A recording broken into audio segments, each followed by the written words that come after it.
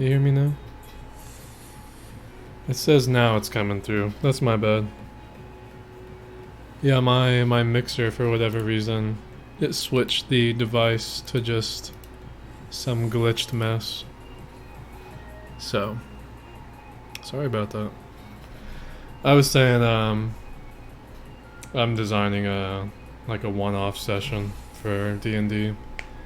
And we play at 11 tomorrow morning, and I've just pushed it off way too long.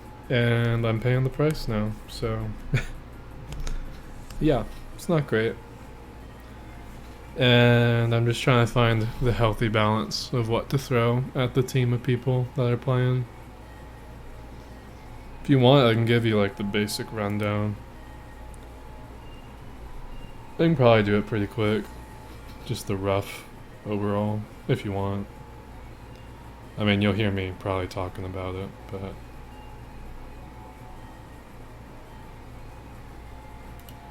yeah, I'm just testing out things right now in this this builder that... This builder... it kind of gives you the rough estimate of how difficult it'll be for these people. You can see my mouse over here has the difficulty setting. Never forget, tried to play with sorority girls and my old roommate, and they turned it into IG sorority girl stuff. Jesus Christ. You got D&D ruined for you, I'm sorry. It's not nearly that bad.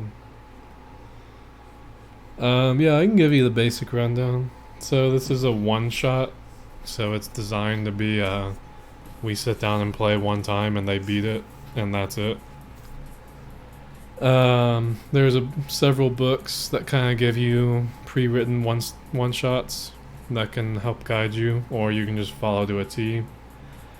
Basically, how it's designed, because I don't think I've talked to you about this, but tomorrow is like the groomsmen proposal hangout / party. So it's my buddy who gets married next year, and we're all his groomsmen, and we're just hanging out. We're gonna play D&D, and then we're gonna do drinking game movie marathons. I'm in charge of D&D for the first time. I'm the dungeon master, so it's a lot of pressure. Anyways, bachelor party. So how I plan on drawing it up is it's a group of 4 guys playing. It's pretty much just gonna be a group of characters who have known each other for a long time. And I'm even gonna throw in like, oh, you know, so and so, the guy, you know, just got engaged to his longtime, you know, lover in game. He has this very fancy, extravagant necklace that is like his ring, essentially. And so they've just been adventuring for a while together as a group, old friends. They come to this desert town during a time of festival. Boys' bachelor party ended up eating candy, not the food kind. I'm just gonna keep going. So they arrive to a desert town during the time of a festival. They've heard this famous festival, it's this time of year. They want to enjoy their time together still as guys. They show up to the festival. You know, they're in town not that long for now. All the festivities are going, and don't look at that picture, that's a little misleading, but all the festivities are going. I'll have them come in, and there's all these vendors selling things, and a big crowd, and, you know, extravagant dancers and everything traveling around. I plan to have the dancers kind of come by and chat with the boys, be, you know, flirty, whatever, and leave them be. And then you will see a group. I'm kind of doing a mix of the book and a mix not. Everything there is my own, but you'll see a group of kind of political protesters appear with very loud devices that are called... where is it? It's like a boom whacker, I think is what it's called. It's this device that makes extremely loud noise, and they talk into it, and they say, here, down with tyrants, let the embers light the way, and they're protesting the political party, whatever. And as these sound is going, you'll see this giant worm erupt out of the middle of the town. And its whole thing is it was irritated by the extremely loud sounds. Everyone freaks out, flees in a bunch of different directions. The worm is designed to be too strong for the group of people to kill. So what the worm does is it tries to go through, it's going to destroy all the devices making the sound and the people holding them and anyone that attacks the worm. As soon as all the devices are destroyed, the worm will flee. My hope is that they will realize that's why the worm is here. You would hope so. My idea is at least one of the protesters is able to get away, but he like trips as he's fleeing, and you see some of his belongings scatter. And I hope to make a good point of that and to bring it to attention of the players. And they'll find a piece of paper telling them to, like that was their goal for, I'm basically trying to tie them into those foreign dancers as kind of like a thief plot to steal belongings off of people. And it just went horribly wrong. They will hopefully take it to the mayor of the town. The mayor will point them in the direction of some of the guard scouts and some suspicious activity. My idea is that then they will go and find... where is it? They will find their hideout. They'll explore the hideout. Most likely probably kill all of the protesters, which are like little goblin guys. Orcs. I think I'm gonna go with orcs. So they'll come into this inner kind of sanctum at A4 here and kill some boss that I think the book actually mentions, like a boss or something here in the garden, maybe. They'll either kill him, and if they kill him, I'll place a piece of paper again of taking orders from the temptresses for their group ploy. And maybe they'll just interrogate the guy. That'll be easier. They'll find that out.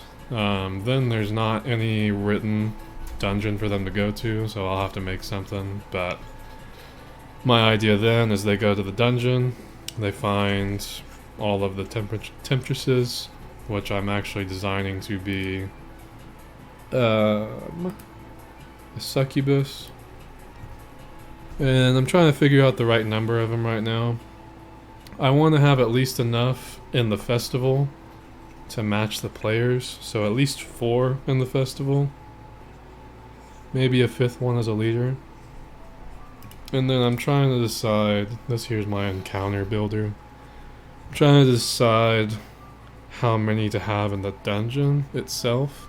And you can kind of space them out, obviously, if it's a big enough dungeon. So I want to space them out. So there's going to be at least 5, I think. Because it says this difficulty with just 5 is listed as hard. I might go as many as 10 and spread them out. When I was reading the succubus skills that they have, I would really like to get this on at least one of the people. They can charm individuals. It's not a super high chance that they do it, but if I can get them to charm someone, charm in Dungeons and Dragons it's good, but this charm is better than any charm I've ever seen. You can get them to do literally anything you want. My idea is they can charm as many of the people in the party as possible. And then once they get to the succubus lair, depending on how many of them got charmed, I will make less succubus appear. But the idea is to turn them on each other, so they're fighting each other at the same time that they're fighting succubus. I think that'd be pretty good. Kind of a curveball, fun thing to do. And then depending on how that goes, I plan on having kind of like a super boss at the end of this dungeon. And the whole idea of him is he is an orc who is given like a crazy strong illusion spell to appear as if he's a higher level succubus, so all of these succubus listen to him. Because normally that, for you to figure out if that's real or not, it would be intelligence or wisdom, and their intelligence and wisdom isn't crazy good. So yeah, and I'll have a big leader. I see you said something. This is a good pause point. I'll see what you said. You have to be able to audible if they just aren't getting it, or yeah, I mean, if you want to do D&D well, obviously you kind of just, you make a rough path that you want people to follow. And usually if you have good players, they'll recognize your path and they'll try to mostly kind of stick to it. They'll branch a little bit here and there, but they'll always come back to like a main goal. Or if you're playing like a campaign over multiple times of you guys meeting, they have a lot more wiggle room. It's a one shot, so it's a one time, like I said. Usually, and these are all players who have played before, they've hosted before, they know it's my first time, they're very likely to kind of go easy on me with that. But yeah, typically, D&D is all about audibles. A good dungeon master will be good at handling that. So that's why I have like a backup options, like I said. You know, like at the festival, when that protester flees, say they kill the protester before they even get a chance to flee. I will say you found the stuff off of his personal belongings on his body to guide you to ask the mayor about it. It'll be in a foreign language. It's kind of my idea. So like if they find the paper and no one kind of knows what to do with it, maybe I'll have like the merchant that they were talking to before the worm appeared say, oh, if that's a language that you don't understand, you could take it to the mayor's court wizard, and the wizard is likely to know much more about these details, so that'll push them to go to the Capitol Hall and ask those questions, and then they'll get that letter translated. Things like that. There's a bunch of audibles you can do. For the most part, you can always kind of push people a certain direction, and I've had several of them already tell me, worst comes to worst, if they're just going completely off the rails, you can just tell them, it's such a joke, but it's like, maybe like the boss is a magician, and a portal appears beneath the players, and they teleport into a dungeon, and you can just force them that way, worst comes to worst. There's a lot of ways to do it. But, what I was saying before about the dungeon, they come in, they find all the succubus, their kind of haven that they have.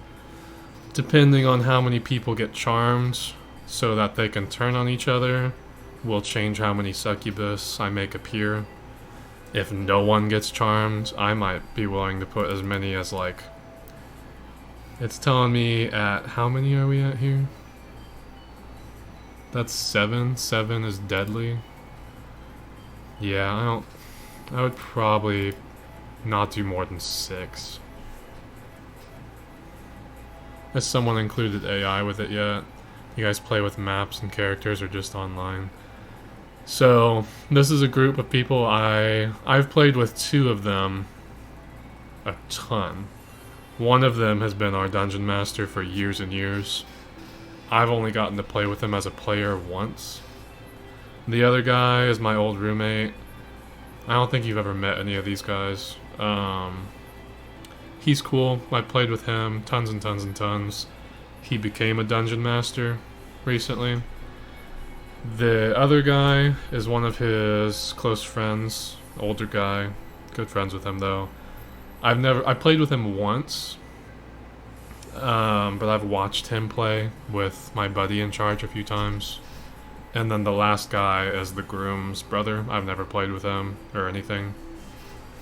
So normally my group, when we do play, we've been on hiatus for a bit. We always play online just because, 2 of us are here in my area that you know. Our dungeon master lives in Tulsa, and one of our other players lives in Dallas, and another lives in New Jersey. We play online. There's a really, really, really good game on Steam. I've told you about Steam, but there's a really good game on Steam for playing D&D. That's pretty cheap. In person, though, very long answer, sorry. In person, we can play, we normally get whiteboards. You can get, like, if you remember from math classes like calculus, you get, like, grid paper. We get, like, grid whiteboards, and we can just draw, like, rough ideas of what the room or area they look in looks like. And they're, like, you can connect the whiteboards together, so they'll be, like, little squares, like, maybe, like that big, and you can connect them all together, make as big of a map as you want. That's usually what we do in person. That's what we'll do tomorrow. Yeah, so there's options. That was the very, very long answer, but that's what tomorrow will look like. I am trying to still gauge how strong to make these succubus. It says here their health is 66, which if I look, where is it here? Most of them I think are playing as monks. So their health is gonna be roughly, they're level 11. So their health is probably gonna be like 75, 80. So each of the succubus is 66. So I think 6 is probably a good number for the succubus. How many there are? Yeah, I think that'd be good. So like, will they have a new character for tomorrow, or they can bring whatever minifig they want? So that's kind of two different questions. For figures, like physical figures you put on the board, we usually don't really care at all, as long as it's reasonably sized. It's just something to mark who you are. If you actually give me like 10 seconds. I have my minifigure from my longest campaign. We played for like a year and a half. I played as a barbarian.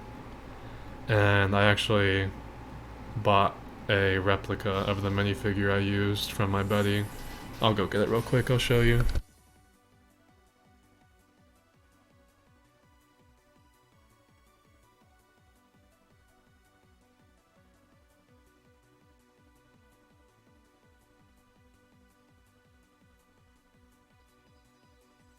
So like I said, I played Barbarian. So my buddy had just a big tin of random miscellaneous things. I played with a little character that looked like this. It's just oh god, sorry. Oh, did I chip his head? That sucks. It froze, can you see me? Oh, you're good? Okay. Anyways, yeah, I played with a little figure of Drax for like a year and a half. So as long as it's not like a crazy huge thing, because each square is, I mean, I just have random stuff on my desk. Each square is probably like a little bigger than a bottle cap. No, it's okay. This thing is kind of cheap. It's metal die cast. Let me see if it actually chipped. Maybe it was just always like that. It's not a big deal. It'd be one thing if this was actually the original, but this is just a cheap replica I bought online, so. Yeah, so I mean each square on the grid board I was telling you about is probably like the size of a bottle cap if it's squared out all the way. So figures around like this size is pretty reasonable. Let me read your question one last time. So yeah, that's minifigure. When you say new character, I mean they have their physical character who they are. It doesn't need to be close to their minifigure. I mean, we've had guys, they just made a guy out of Legos, and it had nothing to do with what character they were. It was just who they were on the board. That's how we play.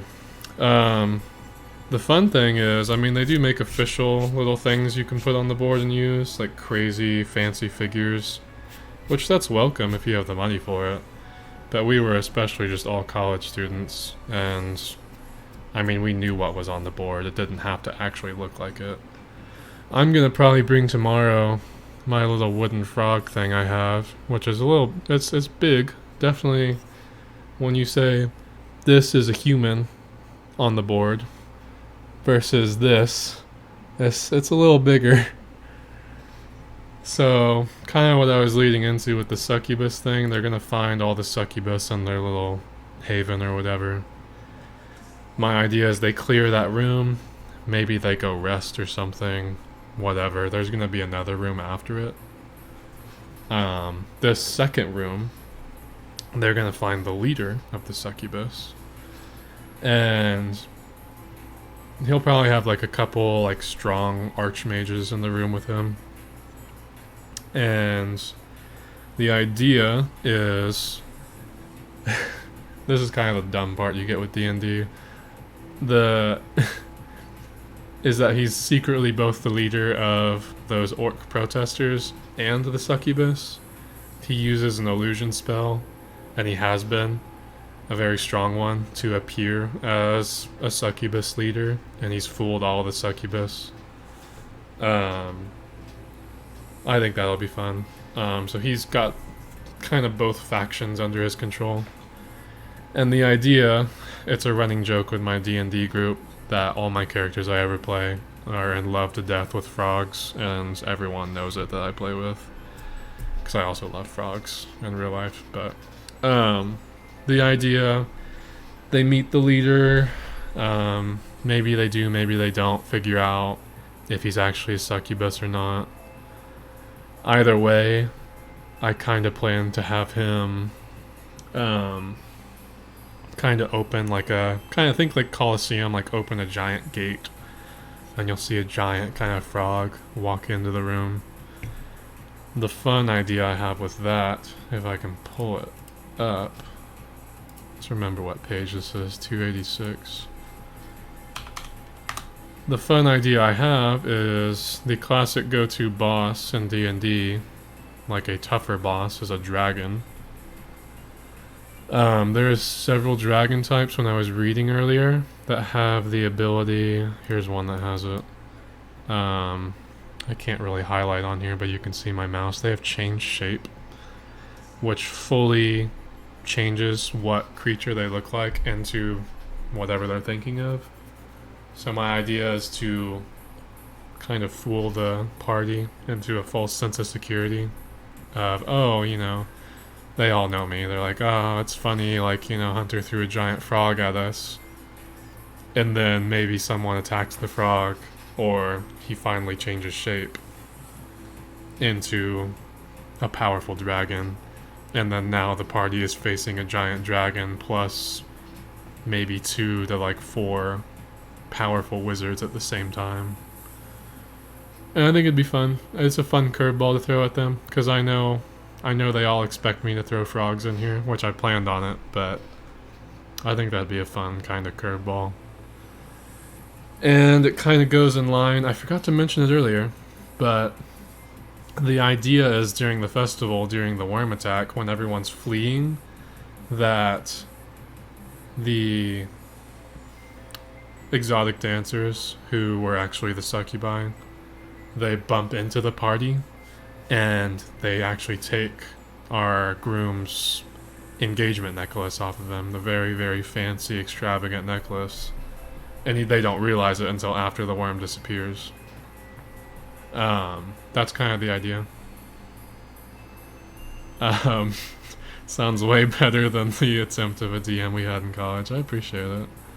I mean, like I said, I'm doing like the beginning of this whole thing I've said is kind of in a book, but everything else is kind of my own deal. So I think it's fun. But yeah, okay, anyways, the idea. The succubus steal the fancy necklace, that's their job. They're kind of all thieves. That's why those orcs are working with them. It's a ploy to steal, you know, fancy jewelry off of people during a festival. It goes wrong, the worm appears. But they still take the necklace on the way out anyways.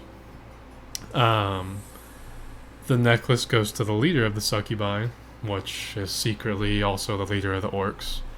And the idea with the dragon, kind of, is I need to look into it more on the age of dragons in D&D. Because I'm pretty sure they live hundreds, if not thousands of years.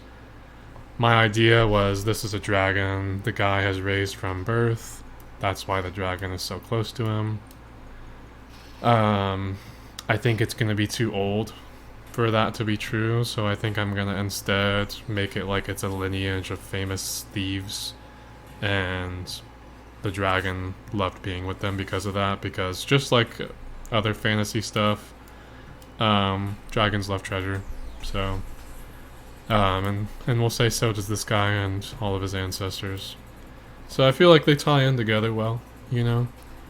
And I think it's a fun kind of jokester way of, you know, haha, like the evil women trying to attack the guys, mixed in with the funny frogs that Hunter loves. Turns out it's actually a dragon that's here to kill all of you. I think it'd be fun. It's designed to be... He told me to shoot for 4 to 6 hours, which... The rule of thumb with D&D is it always takes the players longer than you expected to play what you made. So for as long as I've played, a guy would be like, oh, you know, I designed this to take 2 hours and it takes us 5.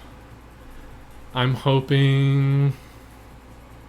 I'm going to throw in a couple puzzles as well. So like you saw before over here, the hideout, this is the orc hideout. I think it'd be fun to design a puzzle that they have to do, like maybe touching certain parts of a statues in the garden to open this front door. Because you want good balance of puzzles in combat, because people like both a lot. I think that'd be good. That's the thing I'm still thinking of, is the puzzle part of it. Which thankfully there's a bunch you can look up online. So, yeah, we start in 11 hours, and I have somewhere to be in 8. No, 8.5. So, it'll be okay. You're low-key killing that, I appreciate it. I mean, it's my first time, so... They should hopefully all go easy on me. That's the thing, is you never know what your players are gonna do. They can always break fights and do things you never expected. I have no idea what to expect from them, especially because, what is it? One guy is half monk, half bard. I haven't played as a... The last time I played with a bard was when I was a bard, and this was 5-6 years ago. I don't remember bard at all. I've never played with a monk. One of the guys is playing as a sorcerer. I've only played with once. Several of them are monks, I think. One of them might be doing like a branch monk we have in another book that you can get. So I'm gonna kind of be on the fly with it. And I need to actually read up on monks a little bit more just to make sure I understand everything they can do. It's good to throw enemies at people that they have to think of creative ways to deal with. I know monks are very much physical attackers exclusively. I'm pretty sure they get some range stuff, but there's not a lot. So I think it'll be fun too to have them fight succubi who can fly up in the air at the same time. And they also have the ability to shapeshift, and they can charm and turn people against each other. So some people won't be as good at combat, but way better at defending against charm. Versus I know one of my players is designed to be a monster in combat, but he's not going to be as good at dealing with intelligence defending against charm. So you kind of try to find... You almost want to make scenarios where each person can be a hero once. You know? Like, yeah. And that's part of the thing with the dragon too, is if I go... I'm trying to remember what I'm torn between right now. Because I would like someone that can do change shape. I think that'd be fun. And there's not There's two types of dragons. There's metallic, and I think it's just color dragons. Color dragons are evil. Technically, I can retcon and say, oh, well, this dragon's been raised since birth, so he listens only to this master. But their brass dragons can change shape. Bronze dragons, copper, and gold. Oh, and silver. But they also get another breath attack. I want one of these that has a weakening breath, which gold has here. And I think copper... No, copper doesn't. No, copper has slowing breath, which I'm also cool with. And then... so does... okay, that's still copper. And I don't like bronze's ability. And I don't really care for brass. Brass puts them to sleep. And I don't think I want to do that. Anyways, let me see. So what sets their stats? Them, you, the guidebook. The stats of the players, you typically roll a dice. So let me zoom in here. You can kind of see a little bit more. You see here, where my mouse is kind of hovering, this little block of strength, dex, con. Excuse me. For players, you have what's called the player's handbook. They all use, typically, you roll 6 dice. You roll a d20, which is a 20-sided dice. You probably know that, but you roll 6 d20s, and obviously it can be arranged from 1 to 20. So I think as it's written, which is really rough, you have to like... you roll your strength 20-sided dice, and you're just stuck with that. We typically play of you just roll 6 20-sided die, and you can pick what goes where, what stat. Because certain characters have certain stats that are better than others. So like monks are going to want strength. They're not going to have any use for probably like charisma at all. And... one of the rules that we played with in the past is if you roll all 6 and you rolled bad, we let you roll a 7th and you can take away the lowest. So the player stats are decided like that, and then as you saw with the monk, let me try to zoom in, but where is it? You can see here, so like this is your health. Every level, you can either roll an 8-sided die or take the above average of 5, and then you add your constitution. So that'll change your health. At certain levels, you can choose, like, you get 2 points to spread across your stats to raise your stats. That's how players work. Let me see what you said. Like the charm attack, all that stuff, does being a certain type of character affect the stats? It can. There is a lot to do with it. Let me zoom back out on this. I'll leave it at 150, just so you can see it better next time. Let me find... okay, I mean, we can look at Succubus, for example. So for instance, here's a good example. So their first basic attack is claw. It does slashing damage. If you see right there, slashing damage. So every enemy in the game, most enemies at least, they have weaknesses and resistances.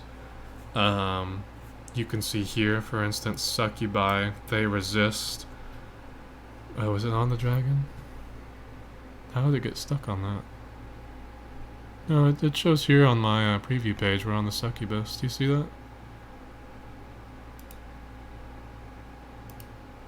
Is it on the dragon? Anyways, I can still kind of explain even if it is. But on this Succubus page, it says they resist lightning, poison, cold, fire, bludgeoning like a hammer, piercing like a lance, or slashing like a sword from... well, we'll just start with that. Your thing's freezing. It's showing good on my end. So, again, I can explain it well enough without you needing to see it, but... so yeah, this Succubus resists bludgeoning, piercing, and slashing. So, any attack you hit with like a big hammer or a lance or a sword, they're going to take half damage. And a bunch of different characters have these resistances. At the same time, I'll actually point it out now, but they resist bludgeoning, piercing, and slashing from non-magical attacks. So if you had a sword with like a fire spell on it, it is technically a magical sword, so it'll do magical damage. So if I'm correct, I'll have to look into that again, but it would technically do magical slashing damage. So because of that, the Succubi is not going to resist that attack, and it'll do normal damage. So there's a bunch of different resistances. There's weaknesses. Probably like an easy example would be like if you were fighting like an ice monster, it's gonna have a fire weakness. It'll probably take double damage from that. I'm gonna. Can you hear me still? Okay. I'm gonna type in the chat just in case.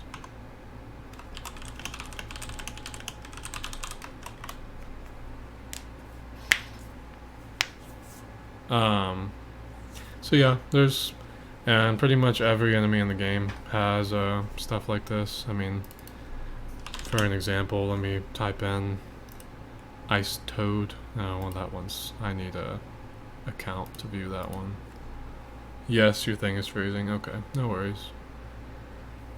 I mean, worst comes to worst, you can always set it to audio only mode if that would help. Maybe. I don't know. At least while I'm just kind of describing stuff, but this is another one actually I forgot to mention. This is an Ice Devil. You also have damage immunities. So Ice Devils are immune to poison, cold, and fire, so they're just not going to take damage at all.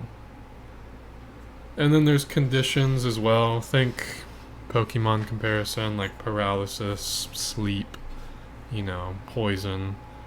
You can have immunities to that or weaknesses to that, you know, be more likely to fall victim to it. There's a bunch of things.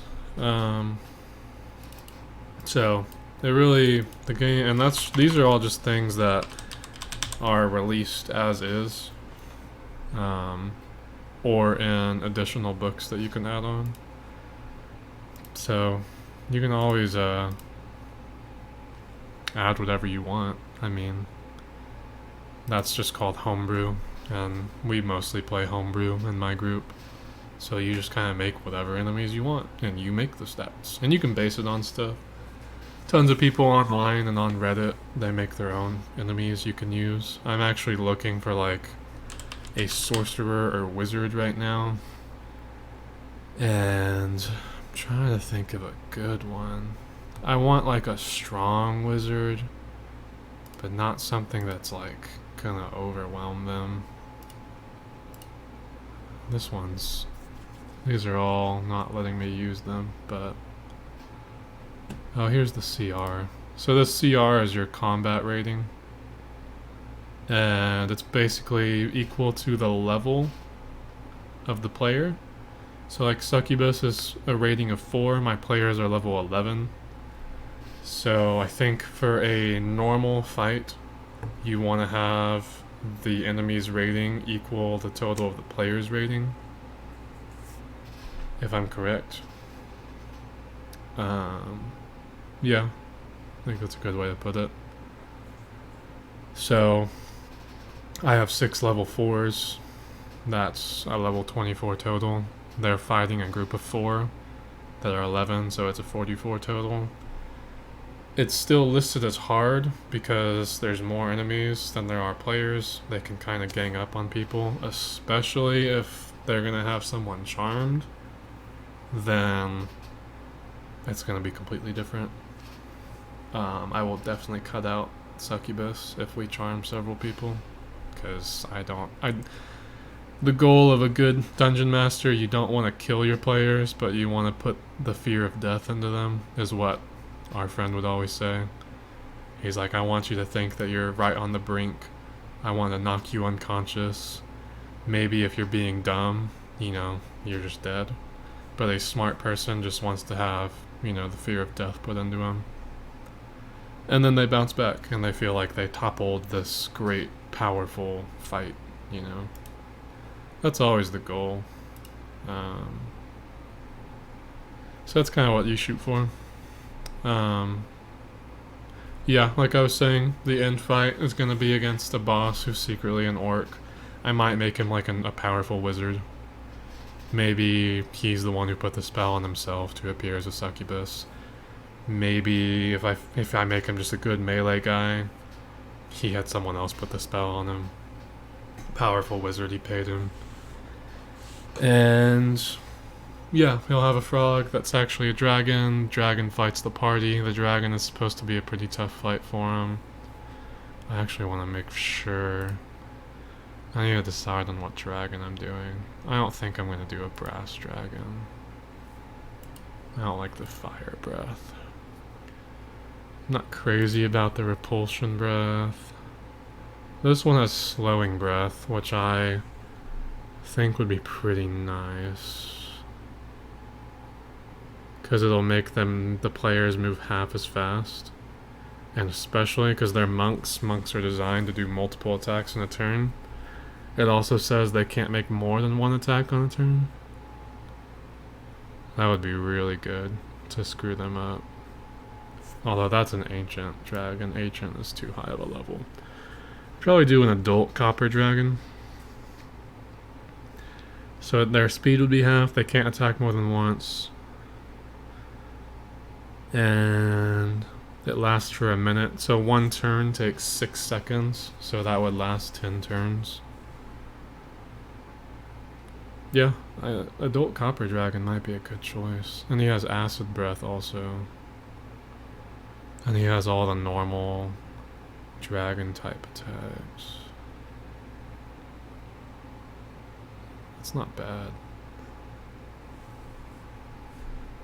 Adult copper dragon, I think I'm leaning. That's number 1 right now. We have an adult gold dragon, which has weakening breath. I want to check monks. Is there attacks? Are they strength checks?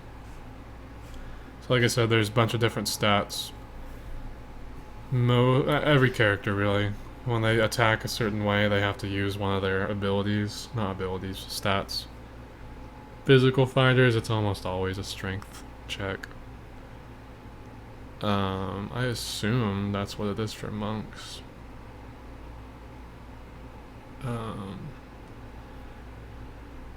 Simple melee and short swords. So they use ki. It's a monk weapon.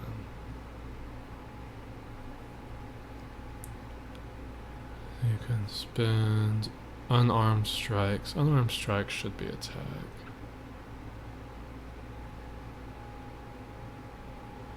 Yeah.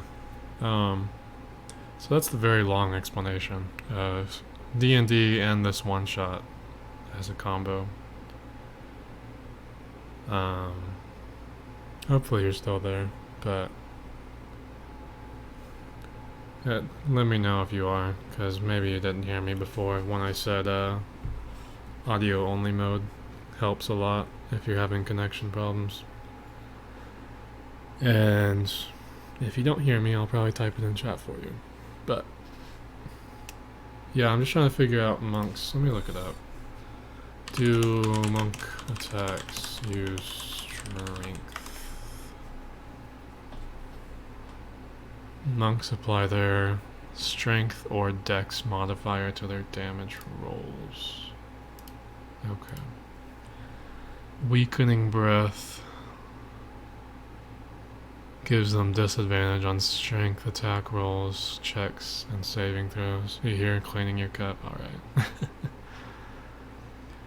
So, in case they use dexterity, that dragon could be made pretty useless pretty easily. Silver Dragon has paralyzing breath, which I think is just going to be too good, especially if I have wizards in the room to help the dragon. So I think the best choice is probably going to be copper or bronze. No, not bronze. How is brass again? Brass is kind of too weak. It has sleep, which I don't want. I think we're going bronze. Or copper. Copper. An adult copper dragon. It's a challenge rating of 14. Let me name this.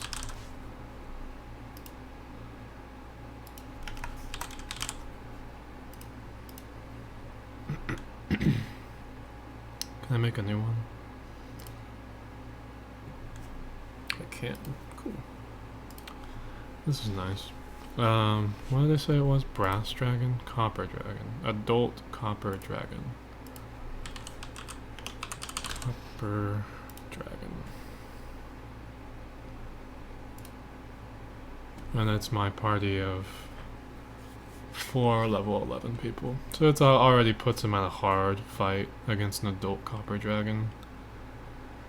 Maybe I can find like some low level wizards. We can make them low level wizards. Say these are like the orc people. Mage. Can mage work?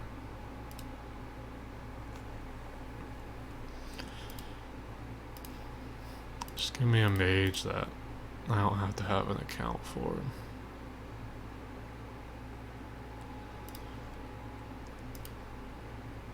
Why are they level 11? The players?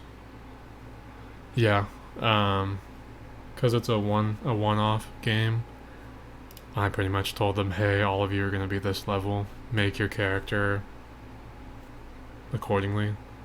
You have a bunch of different classes you can pick. You basically have 11 class levels you can choose. Most people usually just stick to one class. So like when I played Barbarian, I think I ended at like level 16. I only had 16 levels in the Barbarian. For tomorrow, I think one of the guys says he has 6 levels in Monk and 5 in Bard. So the total has to be 11. But yeah, I told them they have to be level 11. Because that's what the rough book that I have here is designed for level 11 players. And I figured you can be level 1 to 20. Why are you dumb? No. You. Why would, no. You can be level 1 to 20. The early levels are really boring just because you can't do anything. Level 20 is you're too strong, so. Level 11, like, level 8 is where things start to get more fun. And I think like up to like level 16, like 8 to 16 is kind of the sweet spot to me. So yeah, I'm trying to keep him around that. So this dragon is CR 14. Odd levels are fun, yeah, that's fun. We'll see if I can kill him or not tomorrow. The goal is to just scare them to death, so we'll see how well I do that. I would like... Oh, here's a mage. It's a CR 6 though, that's a lot. It's a 9th level spellcaster. That might be a little too much. Odd levels are fun for magic classes. Yeah, I mean, most of these guys are all monk. I think one of them is... What did he say he was? He said he was half spellcaster, half monk, or something. And we reworked how wild magic works, so it just kind of goes off randomly. I told him as long as it's not anything crazy broken, so we're probably gonna do that. This 9th level spellcaster. What does it look like if I add it? It's already a deadly. I want like a CR3 mage. And I want like just 2 of them. Just throw them in there with the dragon, you know. Monk, my favorite. I've never played as or with a monk. So I'm hoping they don't break my one shot. Everyone who's playing tomorrow has been a DM though, so I'm hoping that they kind of just chill out. They said they will, so. I'm not gonna find one here, am I? I can change it.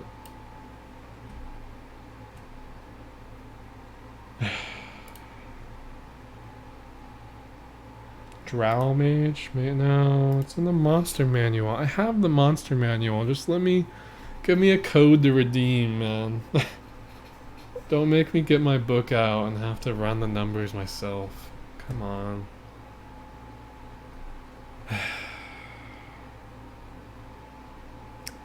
I'll just pull up one of these things. Read up on Stunning Strike and you're probably going to be fine. I have Monk pulled up here. Let me look at it. Starting at 5th level, you interfere with the flow of ki in an opponent's body. Hit a creature with a melee attack. You can spend a ki point to attempt a Stunning Strike. They must succeed on a con save throw or be stunned until the end of your next turn. Let me see. I don't play with stunned very much. What happens when you're stunned? Can't move, can't speak. Fails strength and dex, and attack rolls against them have advantage. I can see why that's pretty good. And I need to double check ki. How does it work again? Your access, you get ki points. Your monk level determines the number of points you have. Oof. Yeah, so they're all gonna have a bunch of ki points. I might just throw on a bunch of randos then. Weak level mages. Maybe like a war mage or something.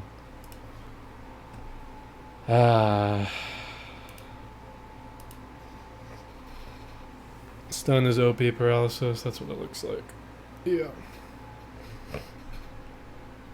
Were you here at all during my long-winded explanation of the plan for them? I can give the very quick synopsis if you want. You lose your entire turn and it's in effect until their next turn. Okay, I mean, at least it's just one turn, but still, that's rough. I mean, they can just disable them. That's gonna be good, though, for some of the monsters I have them fight. I knew monks were super close quarters, so I tried to draw up enemies that are, you know, able to put distance between them. I think that'd be good. But yeah, if you want me, I can give you the quick rundown if you want. It was not a quick footnote, but basically, group of adventurers, good friends. They arrive in a desert festival town. Festival, protesters appear, booming mics. Mics set off they're protesting the political party or whatever. Using these loud mics, they set off this big purple worm. Everyone flees. Either the party will notice one of the protesters flee and trip and drop his stuff, or they'll interrogate him, whatever. Find out. It's in another language. Take it to the court wizard. They tell you, oh, we've seen suspicious activity here outside of town from what looked like these protesters. You go there. It's gonna be... No, that's the square. But let me go back. They're gonna go to that place out of town, and it's gonna be this hideout. I'm gonna have a puzzle for them to get in, unless they do my super unique way to get in, which I don't think they will, but they'll come in, they'll fight all these guys. They're all gonna be just kind of orc, barbarian-ish, probably. They'll find another note. During the festival, I was gonna have, you know, these exotic kind of dancers. They're actually thieves, they're actually succubus. Notice the party, come up and kind of flirt and chat with them. Draw attention to one of the guys' fancy, you know, engagement necklace. And during all the commotion, they'll steal the necklace off of him. And they'll find the note in the goblin's hideout, go to the succubus hideout, and I don't have a map for that drawn up, but they'll go there, they'll find my encounter I had. Let me find it. This encounter. Am I able to just view it? There you go. Depending on if the succubus are able to charm any of them, I'll have them turn against each other as soon as they enter. Maybe use some stunning strikes on each other. I think that'd be fun. If several of them get charmed, I'm just gonna lower the succubus I have in here. If none of them get charmed and they just murder these guys, I'll have more succubus come in from the next room. Balance it out that way. Then they'll enter the final chamber. And in classic hunter style, they'll find the leader. He'll call in his seemingly appearing giant frog. Giant frog strolls on in, and they'll all think it's hilarious because that is my calling card in D&D. And then they will get too close or attack the frog, and they'll find out it was a change-shaped adult dragon. And then they will fight the adult dragon and a couple wizards. And assuming they let the leader escape into the other room, they'll hunt him down somewhere. He has the necklace. They take the necklace. They've solved the town's problems of corruption, and they've gotten their item back at the same time. So yeah, go for grapples. My plan is they'll probably like that orc hideout is kind of supposed to be their appetizer, like their warm up. It's not designed to push them too hard. I'll probably have like one or two super strong guys in there. Maybe like more of like a guy with a reach weapon so they can't get in too close. We'll see. You said monks are the weakest class, also my favorite. And then they will probably go for grapples, yeah. That was kind of the nice thing with Succubus too, is especially because you pull up their, if I can edit it. You pull up their thing, and like I said, they can charm people, and that's way better than any other charm spell I've had ever seen. Basically, if they get it, no one really knows, because I'm not gonna make them act really weird. But they literally, the person who's charmed cannot even roll a saving throw after they've been charmed, after the initial saving throw, unless they have been harmed or they are asked to harm themselves. So I can literally, guaranteed, get them to strike their friends. So I think it'd be pretty good.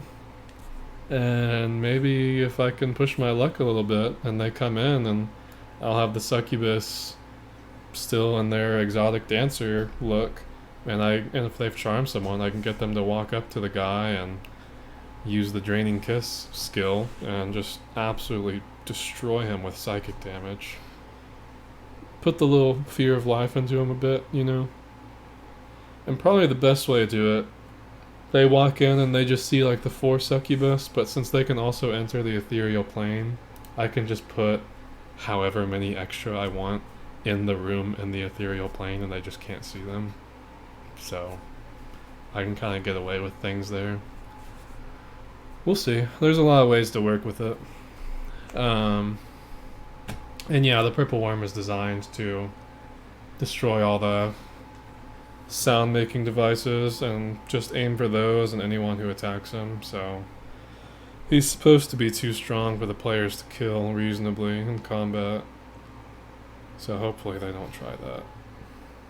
Or hopefully the worm just ignores them and goes for the sound devices. I mean, that's what I would make him do, so it'd be fun. I need to throw in some puzzles and stuff to kind of take some time away from them, because they said they want to shoot for 4 to 6 hours. And I mean, combat alone, I can make the orcs take 45 minutes. I can make the succubus take similar, and the final fight I can probably take another 45 minutes at least. And then probably just RP talking to people, I can get at least like an hour thrown in there. Puzzles, get like 30 minutes of puzzles. You know, that hits 4 hours right there. So, and they always take longer than you expect, so it's just a matter of getting things drawn up now. So I need to finish making that encounter I had. What was it I was going with again? Adult Copper Dragon? She'll be fun. I'm trying to design it as best as I can to effectively counter the monk class, because I know most of them are going to be monks or like half monk. It has slowing breath, and it can slow them down and limit them to 1 attack. Given it can only use a breath attack every 5 or 6 turns, but 60-foot cone range is pretty good. Adult Copper Dragon. I want to still throw in a mage or two if I can. I already looked at that.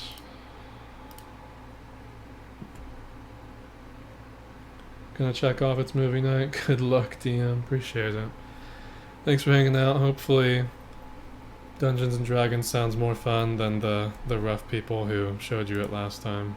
So, also realized that whole time I had music going earlier.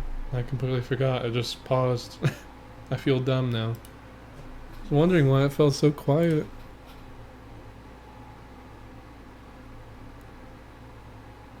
We good? Oh, it's just quiet right now.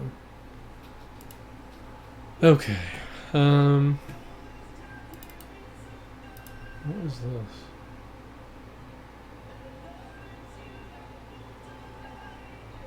This is a song I'm used to. Let me skip that one. Better than the sorority girls, yeah. No, that's a pretty bad first impression of D&D, so... You ever want to try, you know, we have guests on our regular group all the time. And we are all very welcoming to newbies. If you ever wanted to try it, we can do it. Or we can even just try a one-on-one whenever you visit in a few weeks. I can just design you like a 30-minute thing if you want. Anyways, thanks for hanging out, buddy. I'll probably talk to you tomorrow. Mages. We were looking at mages. Spellcaster mage. I want something I can just add to this encounter. And I can actually look at too. What do we have here? Draconian mage. Can I just call him Draconian and then just make him an orc?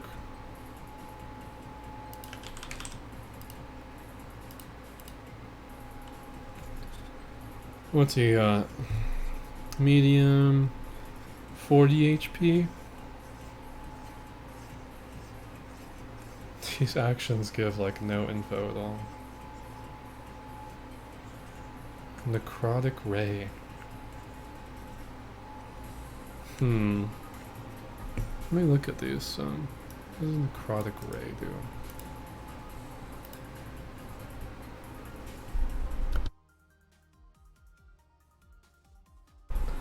Blast an enemy with 1d6 12 negative energy.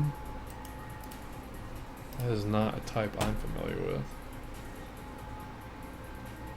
All undead exist because of negative energy. Uh-huh.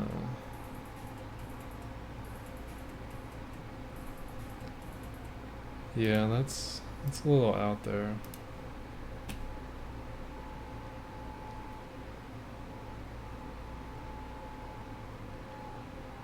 I mean, maybe... I don't think they even need to be that strong. There's someone that can annoy the party so they can't just purely focus on the dragon. It's kind of the plan. This is just the CR1. Evil Mage is a 4th level caster, which is roughly what the party is. Knows Light Mage Hand, Shocking Grasp, Charm Person, Magic Missile, Hold Person. I need to check that one again. Within range, what's the range? 60 feet? Ooh, man. Yeah, that would mess them up. Misty Step. Up to 30 feet away.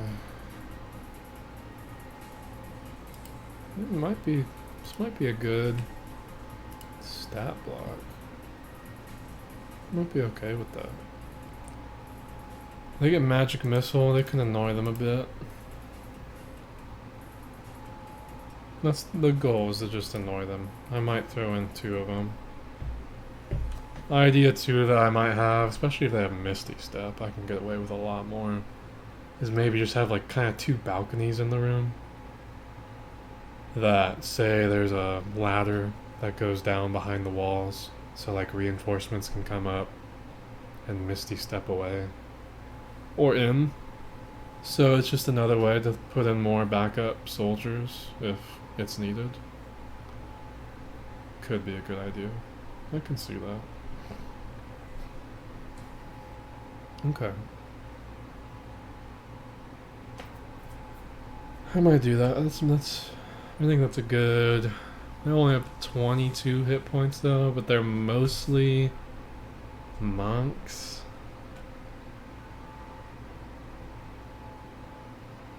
What's magic missiles range? 120. That's nice. So they can be behind the dragon, firing off magic missiles.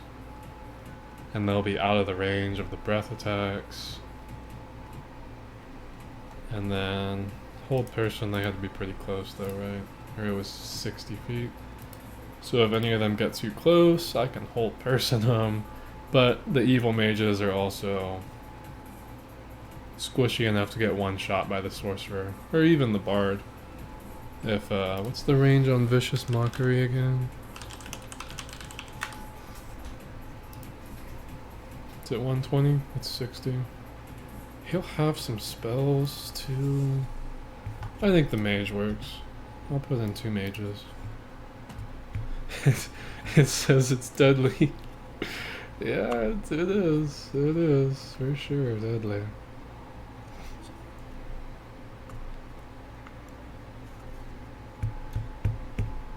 Okay, evil mage.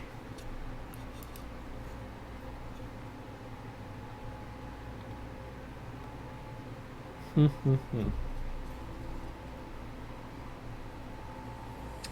think that's good. And then is there like a chief? Bandit chief, kind of what I'm thinking. Orc war chief. It's literally in the monster manual, dude, come on. Orc war chief. Sure.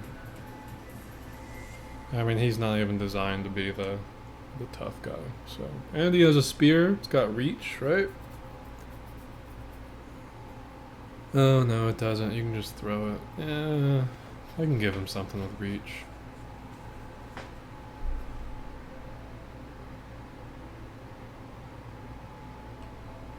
I think that works. Give him more chief. He is probably going to retreat during the battle, but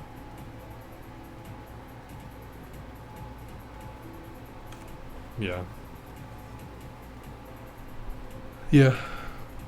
He will likely retreat as soon as his dragon comes in, and we'll leave them with the dragon and 2 mages. If they somehow are able to just murder them, I'll bring the chief back in. Maybe even a couple more orcs with him. Yeah, cool. That's a good encounter. We'll name it. I'm trying to, and the off chance that one of them peeks my screen, I don't want to ruin it. I'll just put throne room. It's something they'll see as soon as they walk in. And I can just name this one the Haven.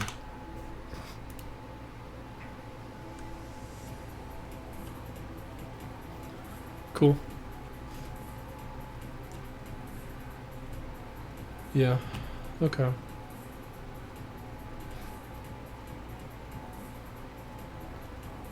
And yeah. Okay. I need to get the encounter builder for the orc room they find, but I'm cool with just grabbing it straight from the book.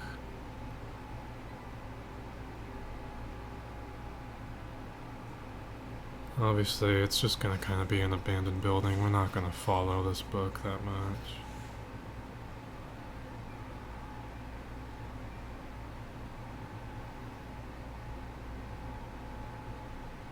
Okay. Oh, I love this song.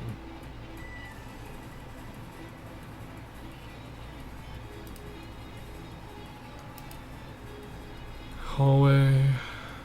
It's in between. Mages from the bazaar. There was mages in the bazaar.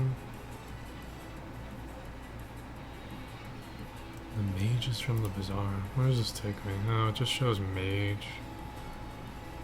Is this this is a completely different CR. Or no, this is the CR6 with the 9th level spells. Okay. What is the mages from the bazaar? Did I miss that completely?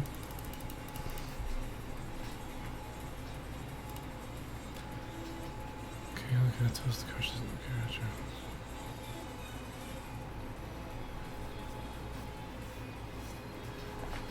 A few lost lives are nothing if it means.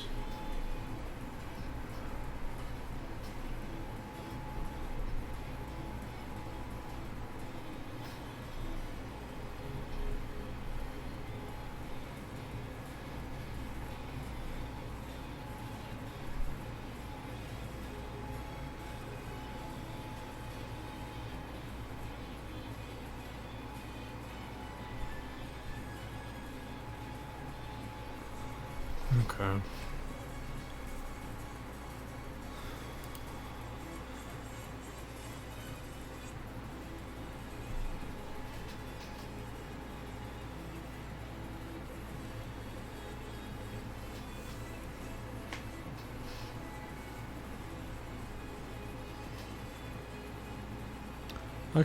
That'd be good. I can have the players. I'll try to get them to talk to shopkeepers before I make the protesters appear. And if we can get this backroom thieves encounter to happen, it'll make them known by the shopkeep who can help direct them to the mayor's place in case things need to happen.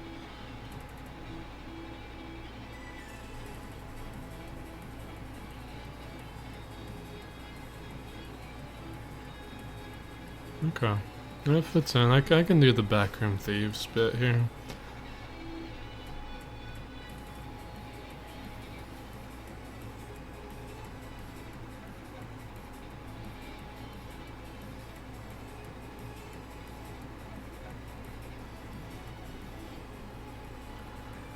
I don't think I'll let them give chase. It'll just be a nice Easter egg to tell them they're in the right place when they get to the hideout. They can find. Do I want them to have a flying carpet? Do I want them to have that?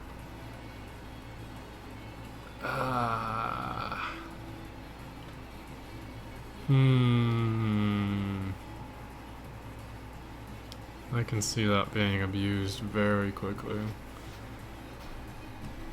What is my... Can my dragon know something that could burn that carpet up?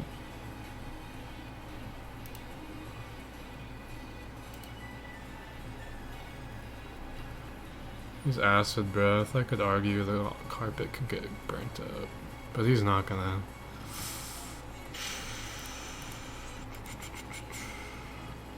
Did they have something? Can magic missile? I can have them magic missile. Just shoot the hell out of that carpet.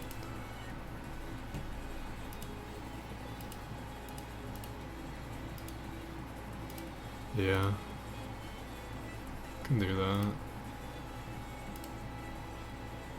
We can give him a carpet. I guess. Maybe. We'll see how that goes.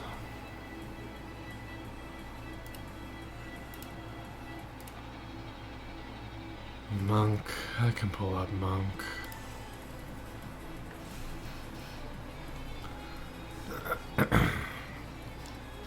Okay. Can accommodate 2 creatures, so we can limit them at least. That's good.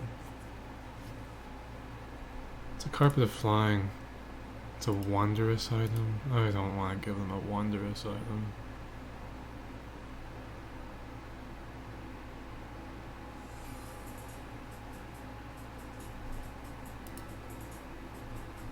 Maybe. We'll see. I don't know. They're not chasing though.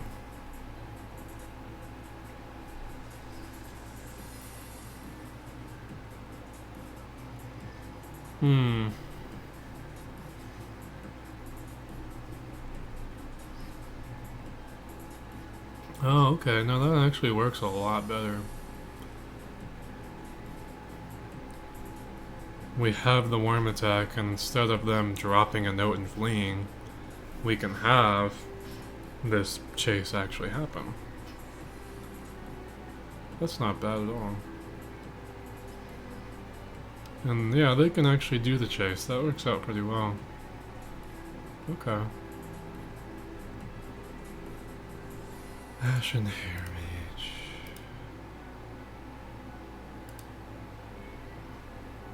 That's not bad. I'm cool with that.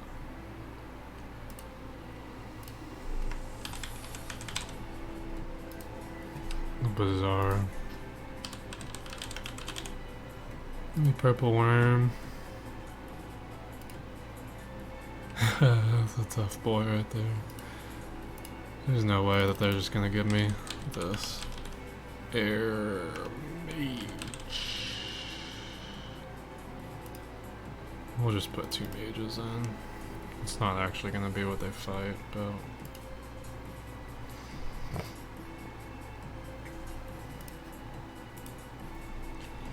And who are they?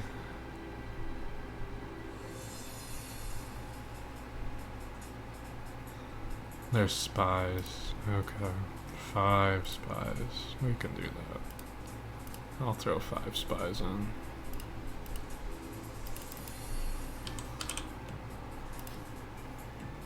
Why did that disappear?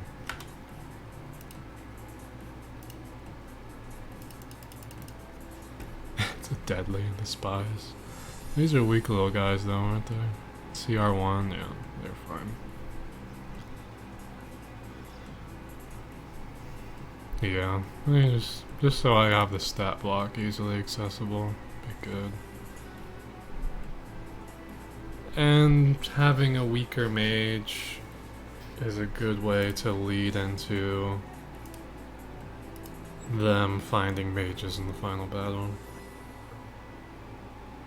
I'm cool with that.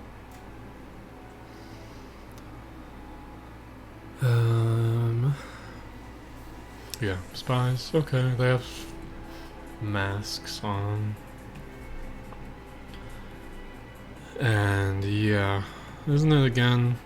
Let the embers light the way. And that's their password, I think, into that dungeon. Right. I think.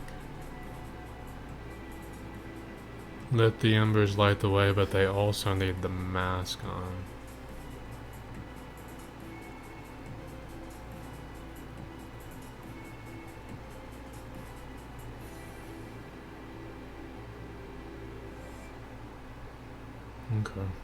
Okay. This would be fun. I'm into this. And I think I'll even... I don't know if they gave these mages in the chase a mask or not. Let me see.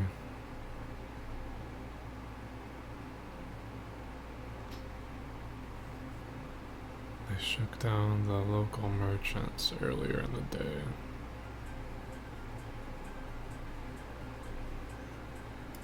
I recognize that song. That's Minor B. Nice.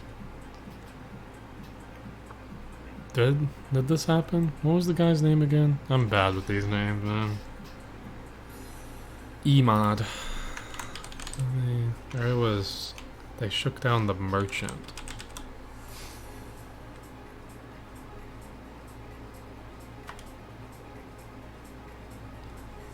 That morning they attacked merchants in the bazaar. Okay, we can do that.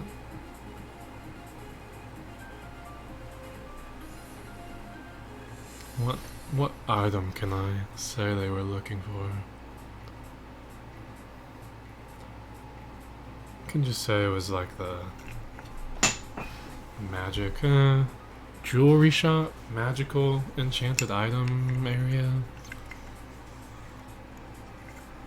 I can think of something up. Yeah, we can do that.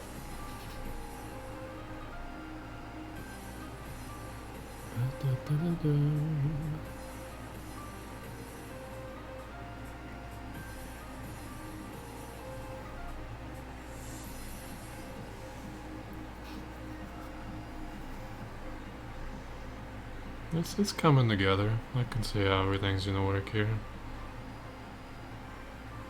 And I'll say the two guys have a mask. And we can lend them the carpet to give chase. Yeah. That can work.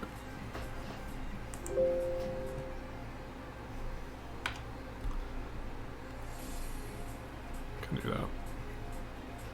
So they chase the guys down. They can question them. Their hideout is in an abandoned temple in the old city. The old city? Old city.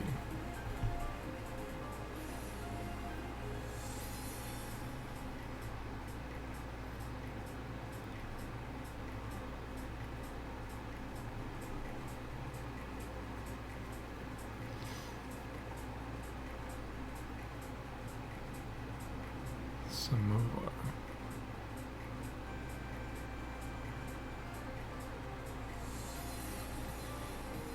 Naveed. That's their leader, Naveed.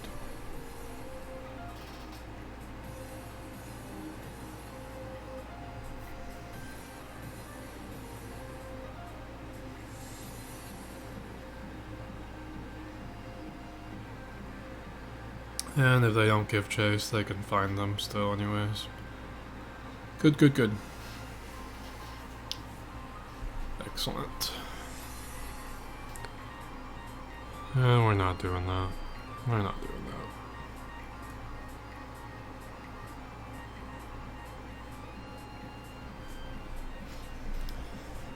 They go to the hideout.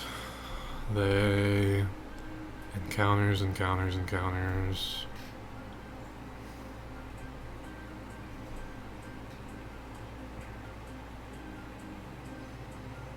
Okay.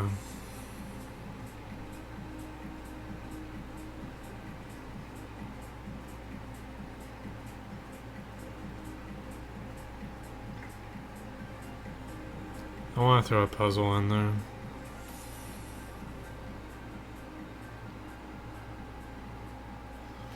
Let me actually read this more. They have a glyph of warding.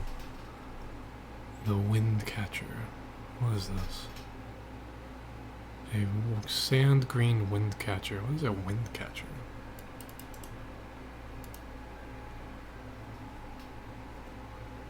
Traditional architectural element used to create cross ventilation and passive cooling. Okay.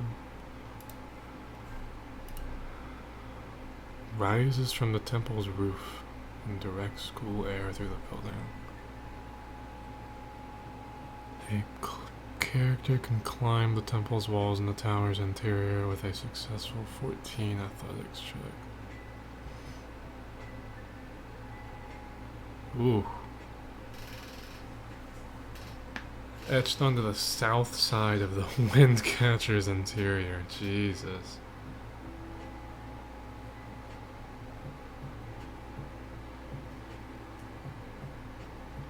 Oh, I can literally almost kill them. Jesus Christ.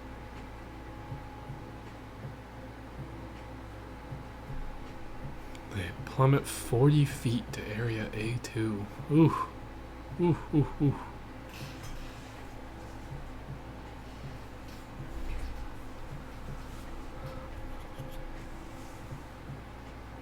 We can do that. I'm cool with that. I mean, I don't think any of them will actually do that, but it's a fun option. Sure. I mean, it'll work.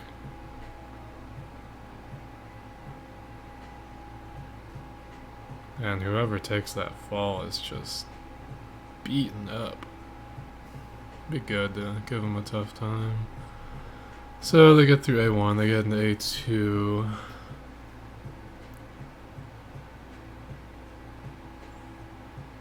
Four Ashen Heirs are here.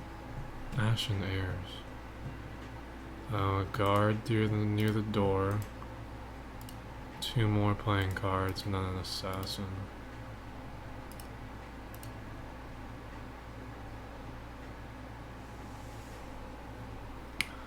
It's still a tough fight, I mean.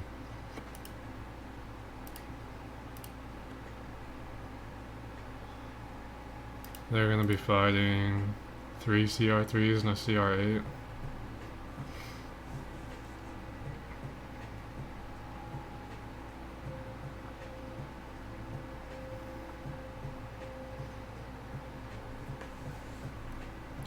Three sections of scaffold are here when they claim the temple. It's a resting place for the crew. Is it that? There? Okay.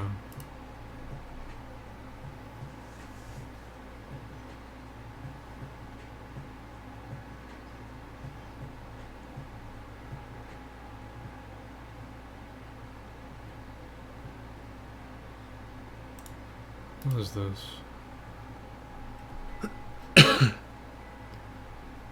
Painting them in 2 dimensions.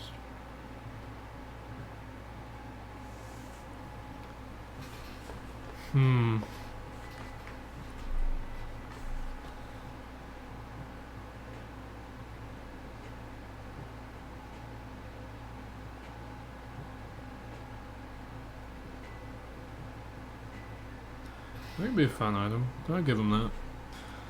Let's see what they do.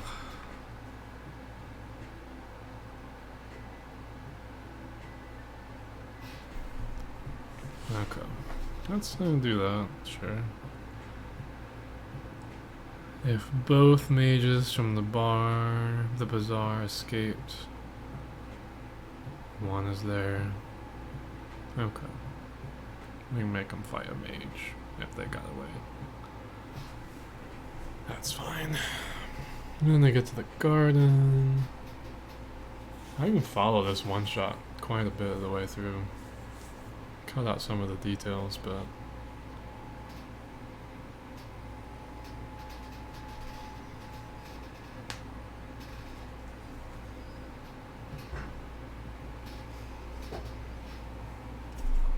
okay.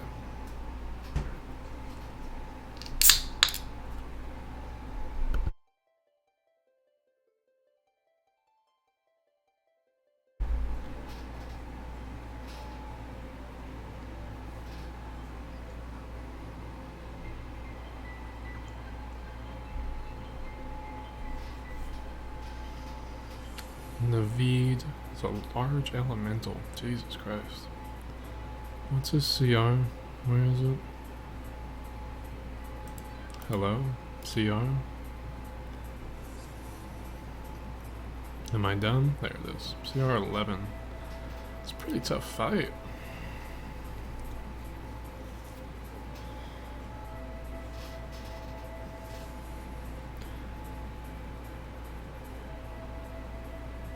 Okay.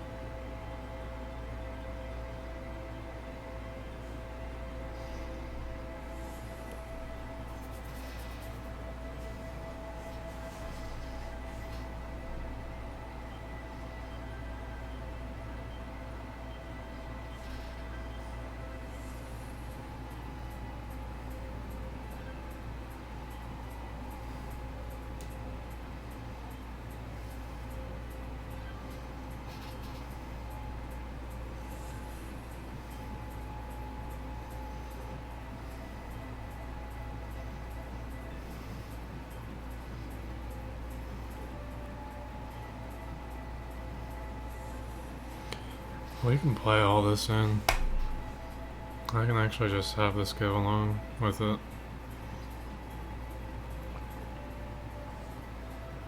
He can be the underling of the Orc Chief. Even though he's stronger than the Orc Chief.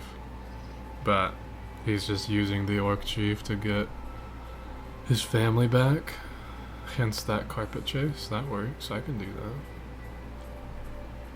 that. And it's not really worth his time, I guess.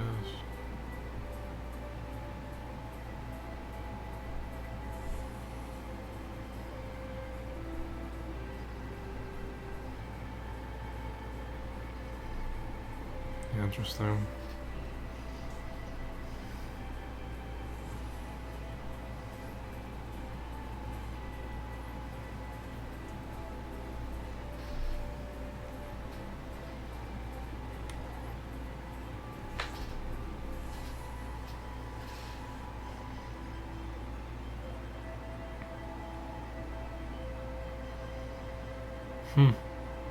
Okay.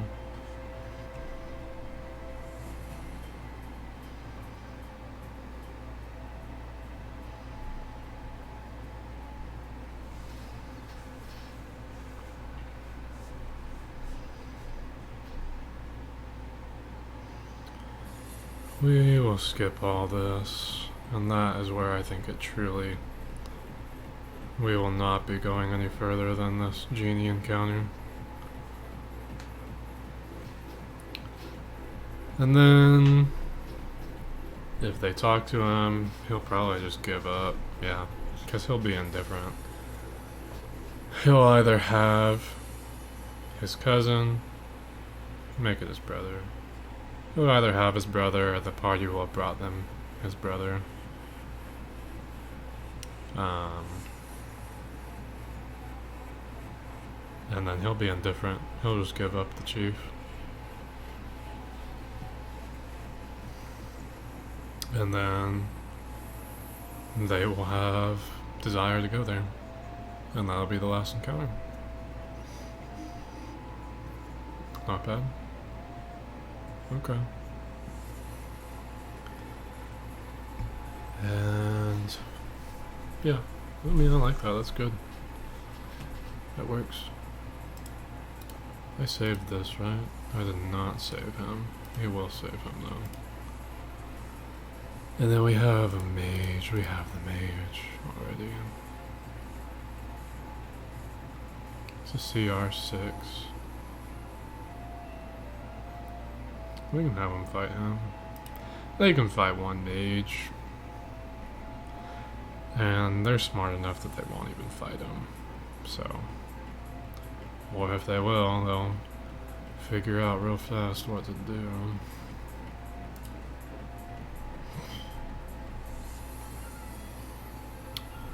Cool. Okay.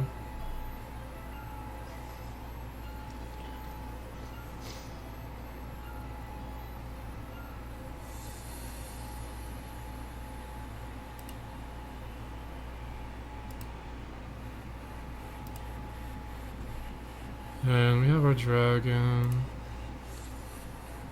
I understand encounters now. We don't even need that. We got monks. I'll know monks. I'll pull up the book the whole time. Purple worm, 2 mages. They can handle 2 mages though. I think we'll actually let them fight those mages.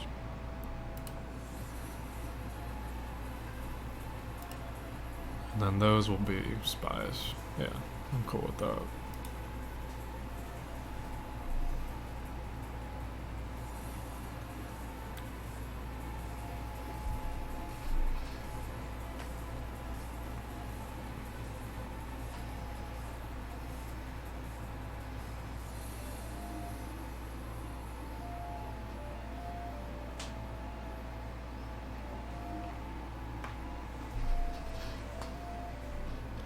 Okay.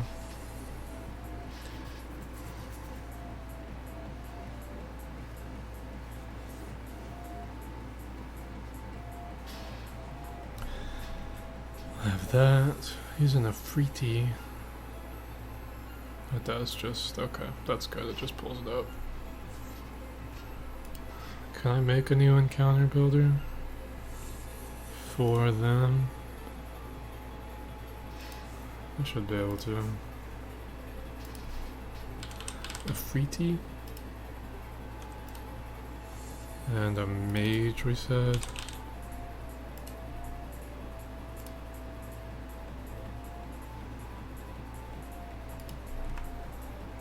Temple.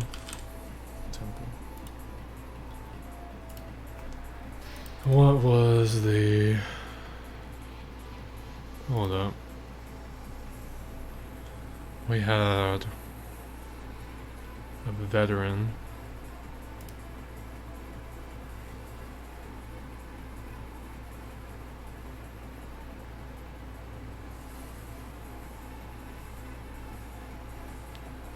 Veteran. 3 veterans and an assassin.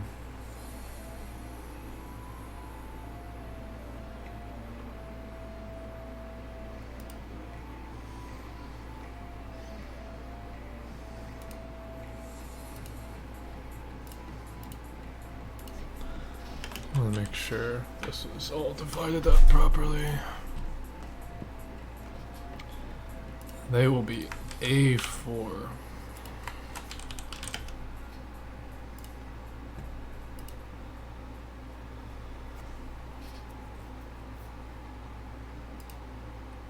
Now we will make A3 can have 1 if they both escape.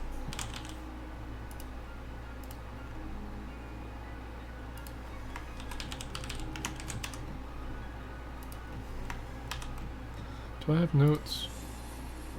Okay.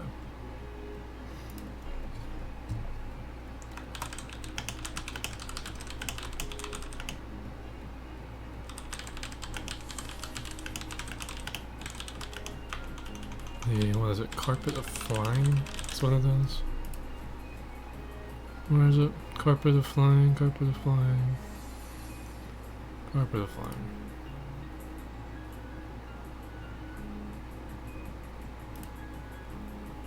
Cool.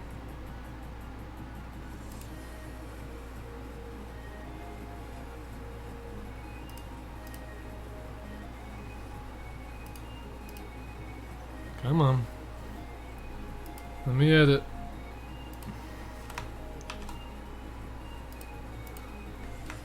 Mage only appears if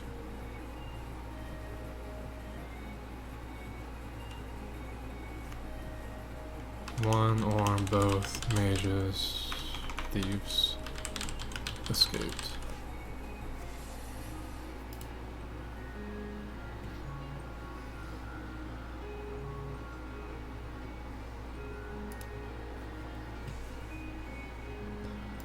Bizarre, bizarre, bizarre, bizarre.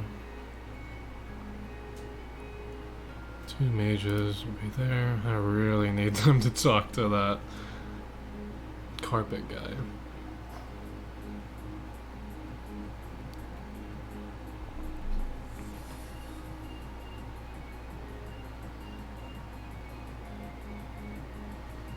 Okay. No, they talk to him after the worm. That's right.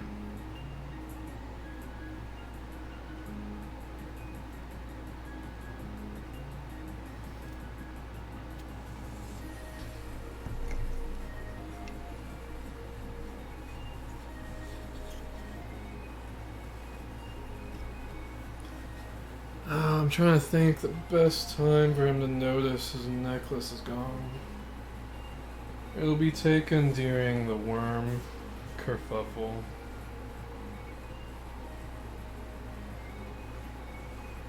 We'll have the succubus try to charm. If they do charm, the worm will appear right after. So it gives good reason why they wouldn't give their charm up. They've retreated, they're just holding on to it. So when they do meet him, reasonably they'll still be charmed. Okay.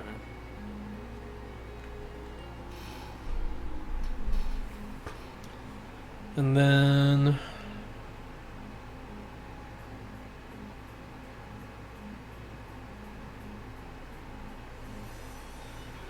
what are we doing? What are we doing?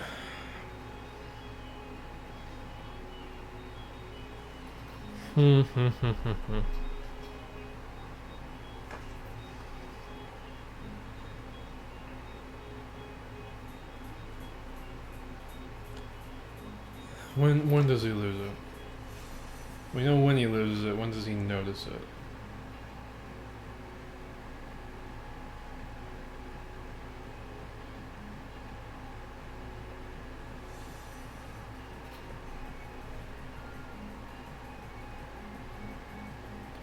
We can just say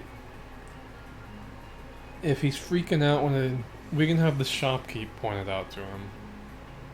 Carpet guy. And if the players ignore the carpet guy, then we can have the thieves bust out.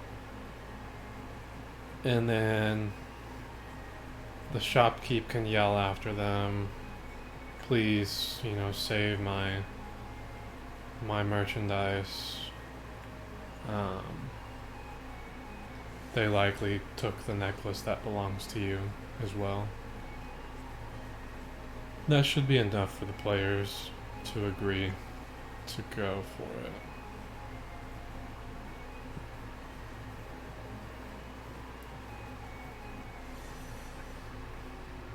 That works. They go to the abandoned temple. All that happens. Either they peaceful find out where the succubi are, or violently find out. Yeah. We can do that. Either way. Okay. That works. We have solutions. Then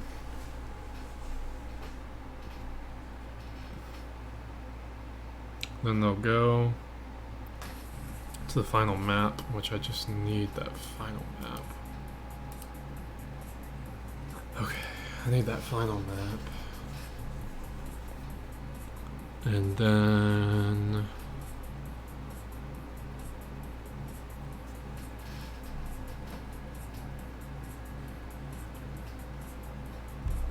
how do I want that map to go?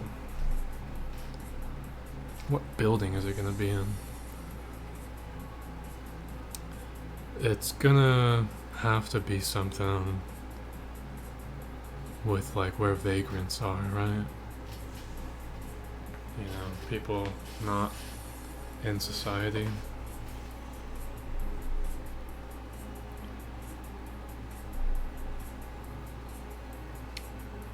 We can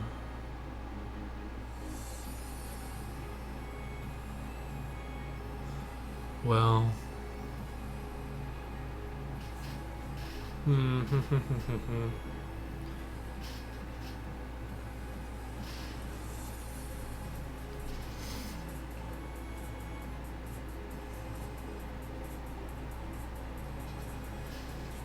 we can push the party. I think they'll be good enough to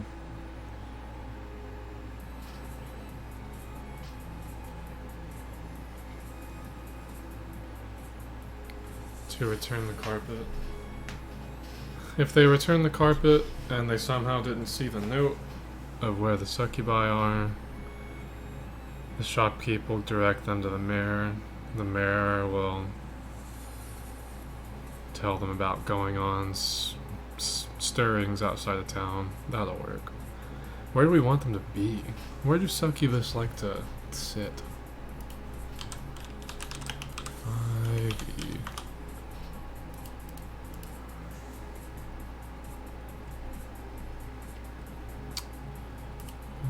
Pull up. Oh god, where was it? Oh, I don't remember. Can I just search? I can't. Oh, there's a search over here. Okay.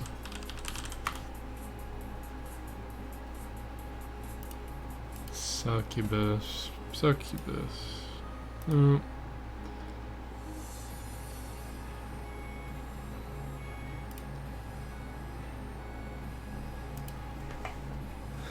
They...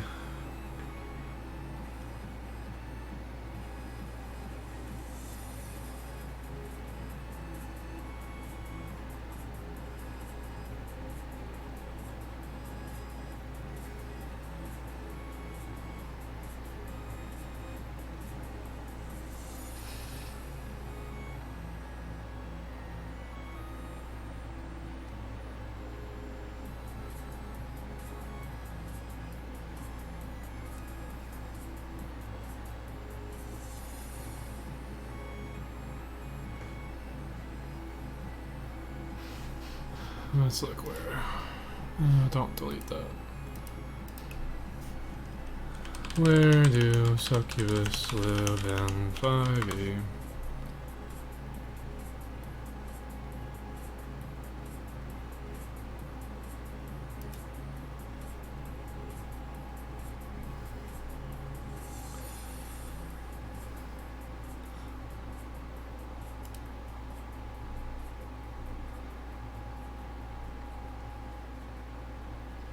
We can just put them in like a mansion outside of town.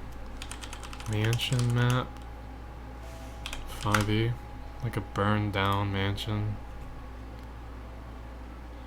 I think that would work, right? Maybe something simple. Something simple.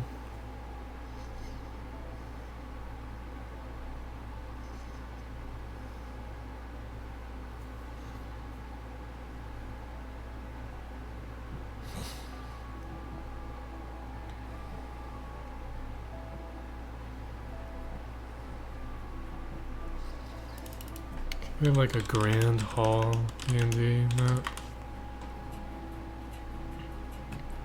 It's kind of what I picture.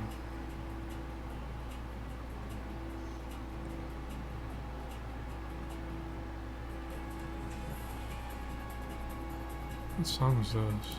Sonic song? Okay. I want something like a straight, long map to give that dragon a lot of extra room to work.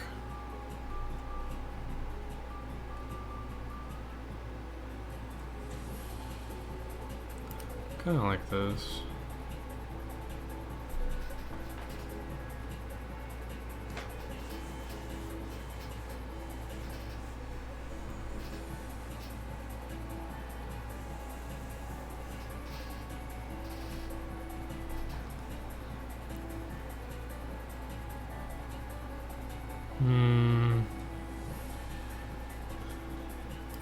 Like a grand dining hall. Something really just very massive.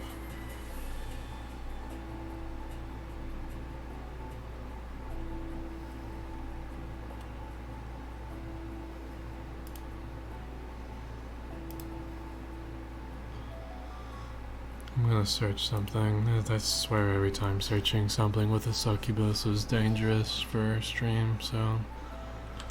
Succubus leader 5e. Give me like an image. I can do that.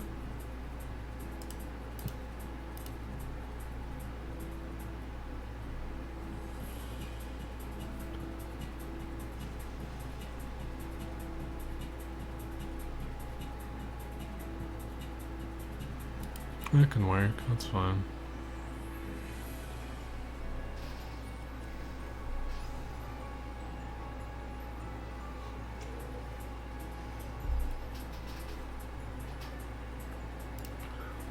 Let's save that page. No, I guess I can...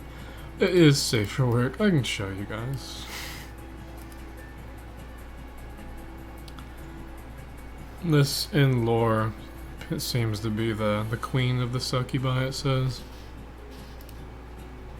So, I mean, that's not who they're actually fighting. It's just gonna be like a illusion spell that the orc chief is using to manipulate the succubi, so... We can do that. That works. You playing me Lavender Town music? I'm not in Lavender Town mood right now. Song of Storms, cool.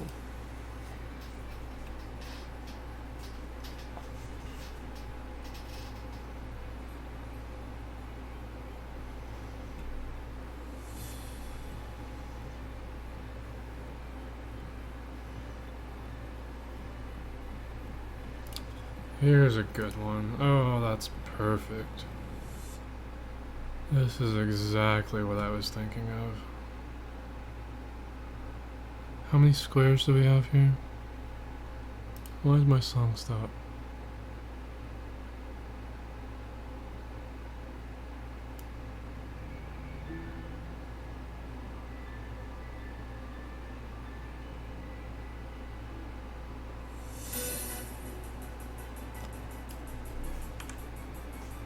There we go. Just got really quiet. Yeah, how many squares is this? What are we looking at? 5, 6, 7, 8, 9, 10, 11, 12, 13, 14, 15, 16, 17, 18, 19, 20. I have to actually count these out.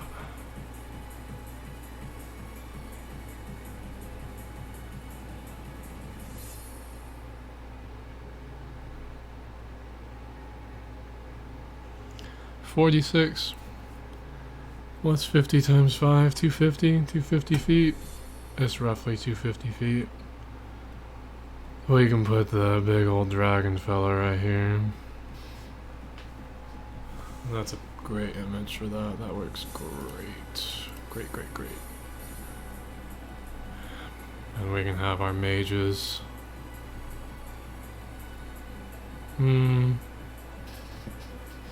Somewhere up there. I can like misty step onto these statues. Yeah. That is perfect. That is the map we will use. Okay, okay.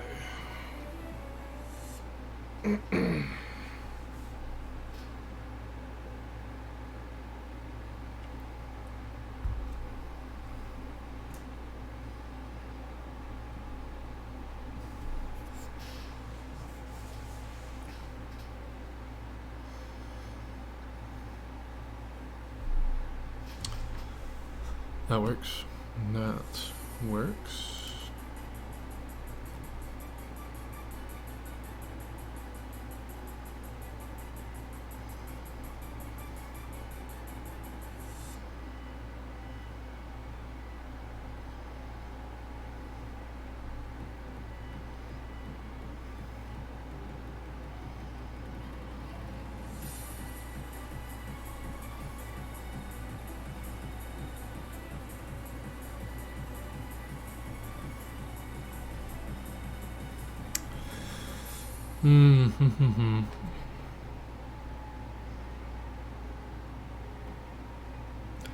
Where were we?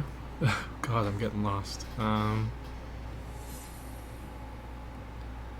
We're towards the end here.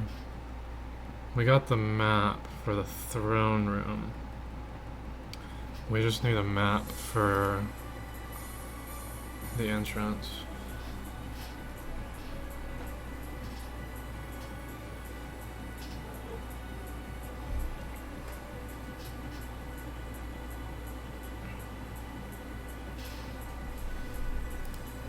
Why did I open another tab? No, we can just get a mansion entrance. It doesn't need to be anything crazy. I want kind of like a mansion. Oh man. Chandelier entrance D&D map. You give me like a... I want the stereotype. Chandelier map. Dungeons and Dragons. Come on. I'm failing at Google right now.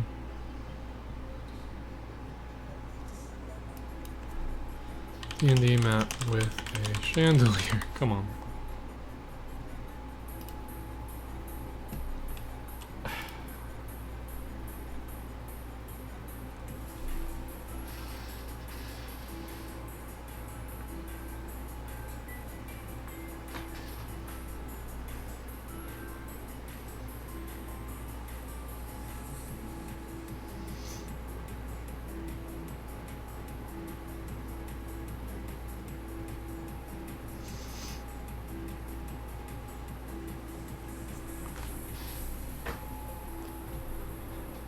Okay, come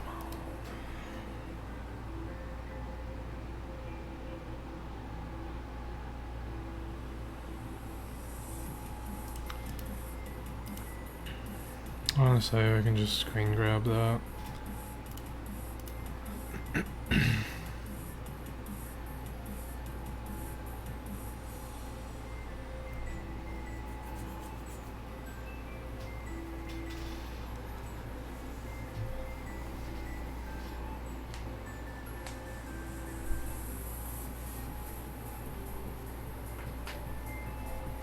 Yeah, that works. And we can just... What size do I want to make that? Let me mark that in my encounters. How's the bazaar look right now? Got the worm, the mages, the spies. That's fine. The haven.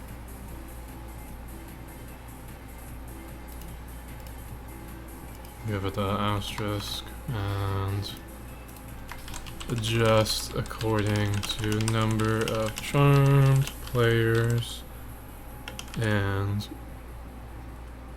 difficulty level during fight using etherealness.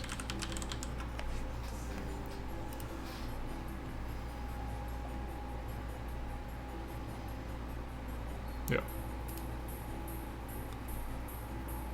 Throne room.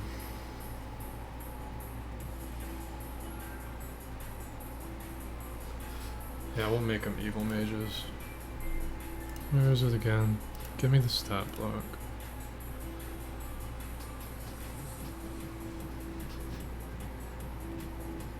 Did I not save it? Is it this? No.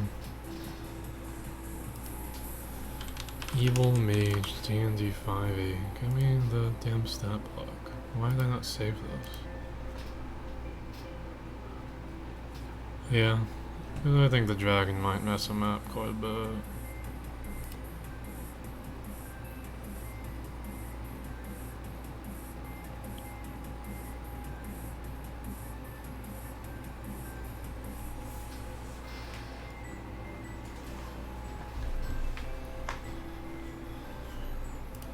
And then the last thing I want to look at is some illusion spells.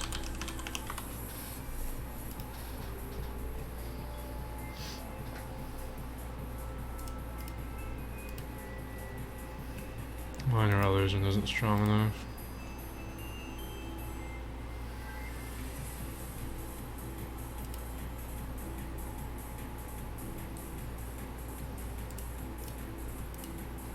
Can do invisibility.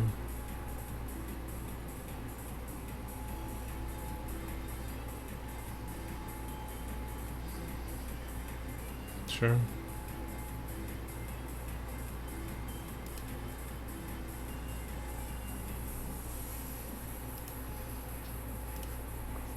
Can do that. I like that. Just don't even have the frog enter the room. Just have him there. And they put illusion spell on him when they fought the succubus. Yeah.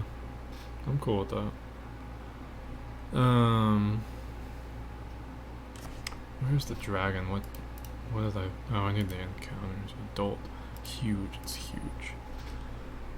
How big is huge and 5e? 32 by... Or it's 15 feet wide. Which it should work. Not that one. 15 feet wide. Yeah, he's fine. He's fine.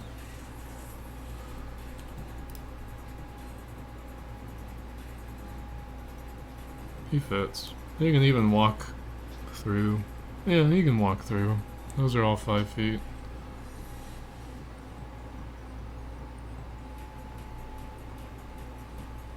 Perfect.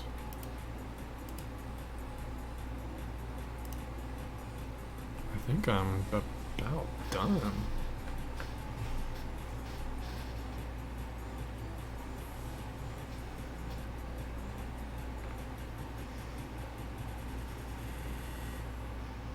Yeah, I really don't think there's much else, no. Yeah.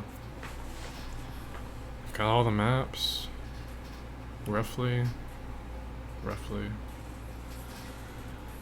I guess I need to think what size I want. Oh gosh, where was that? Here it is. Save that. I need to think what size I want that final map. I know what size the throne room's gonna be. I just need to think what size the room that succubus room is. There's gonna be like 6 of them. It's like a... Can I get like a D&D map maker? It'd be great.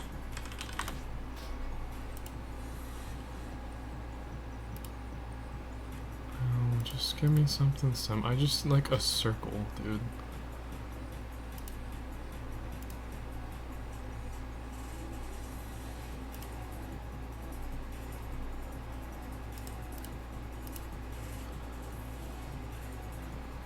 Give me... I want a map generator. Random... No, I want a room. Maybe if I search a room. What do we have? Okay. Jesus. Random in, no. Dungeon. Oh, no.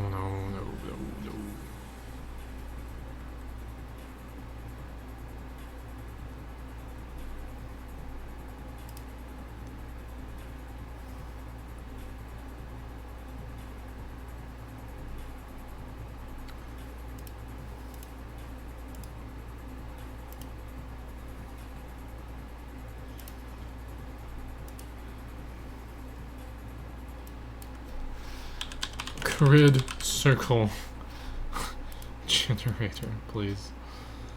Not Minecraft. D&D. Summoning circle, that's not what I want.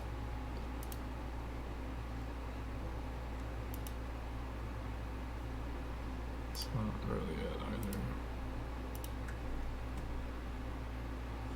Maybe.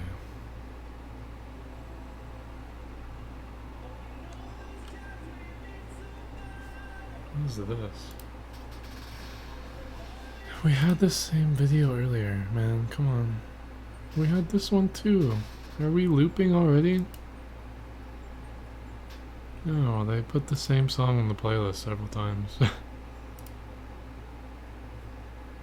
we go.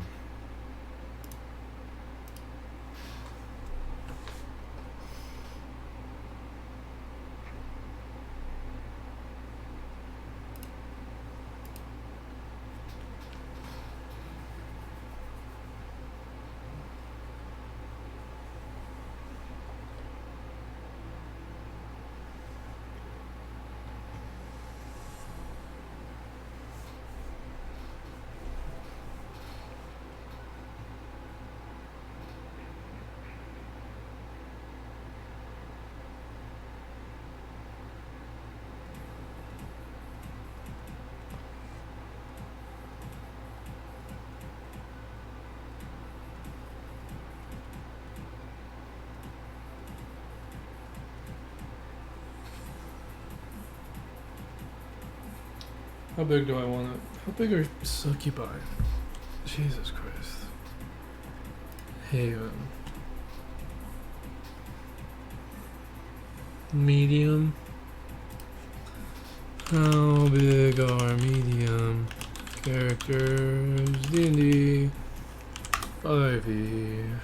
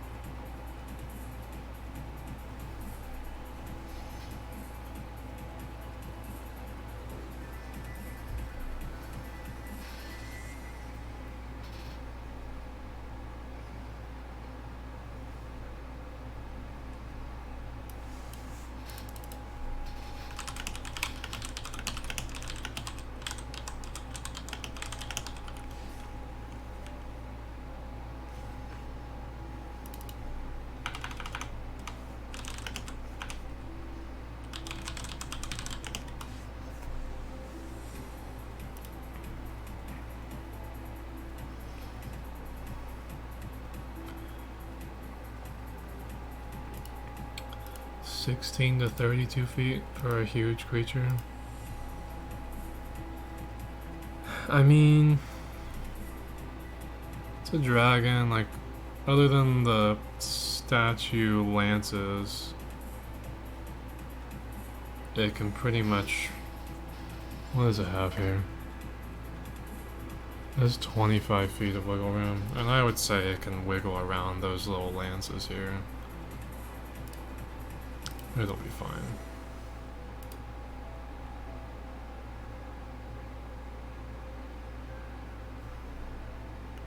I do wonder, does that dragon have a flight speed?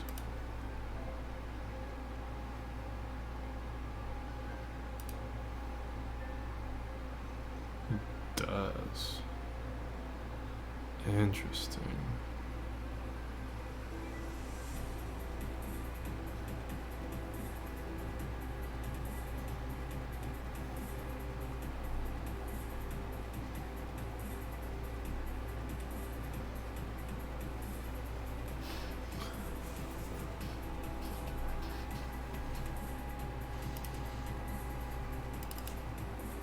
What is it? Copper dragon.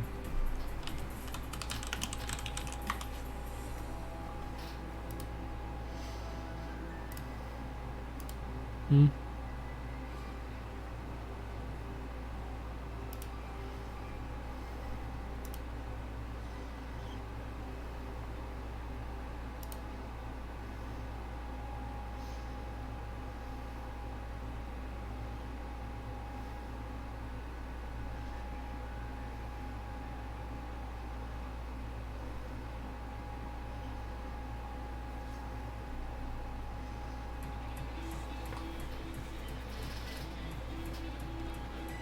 It's definitely going through songs again, but I love this song, so that's okay.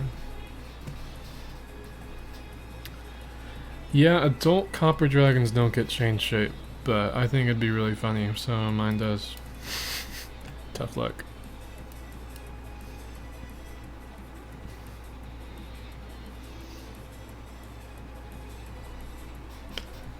What languages does this thing have? You're telling me it has languages? Ability to speak. Oh yeah, it knows Common and Draconic.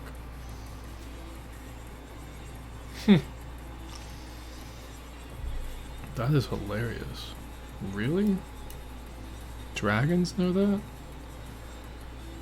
It only knows Draconic when it's born, and then it picks up Common when it's a young dragon? That's awesome. Jeez. Here's the last thing I kinda need. How long do dragons live in D&D? Copper dragons live. Oh, Jesus.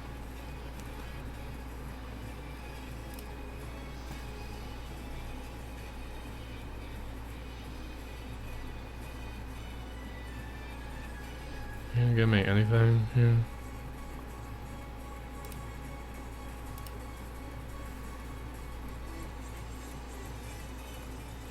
A dragon becomes an ancient dragon at 800 plus years. Well, this is just an adult dragon.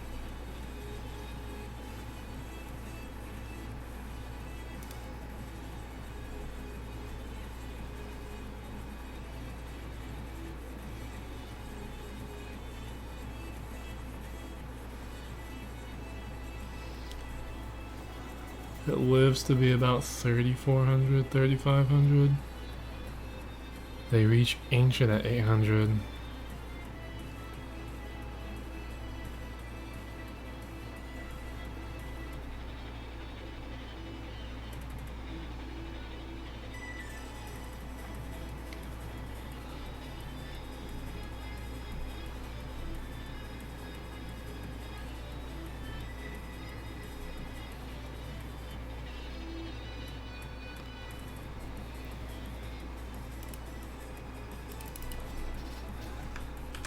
How old are adult dragons in D&D 5e?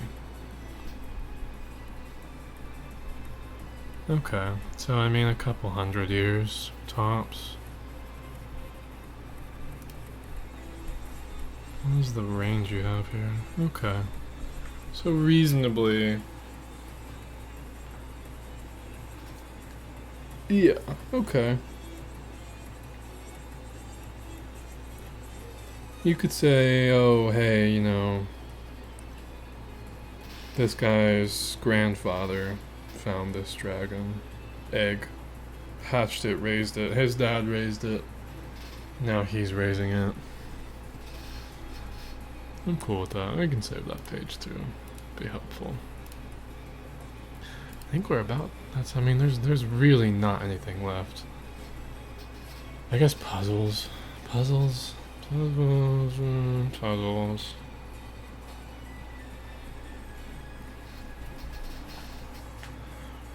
I'm gonna take a break for a minute and then I'll be back.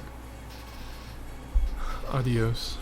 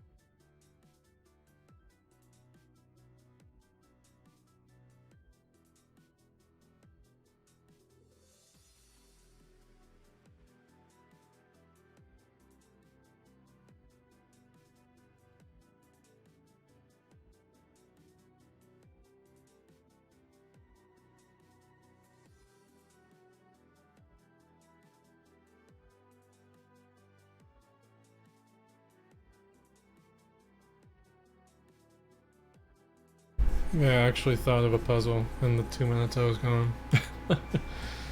I think in that grand chamber with the succubi, I think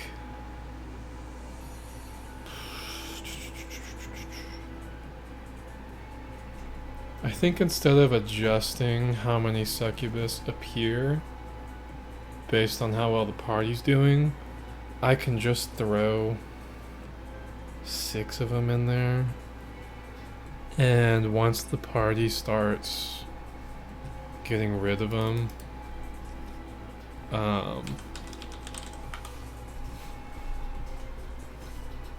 maybe I can have some of them flee. I think could work. I just want to read their stats a bit more, like what would make them flee. I could still have 2, I can have... I think we'll change it so the bazaar only has 4 succubus.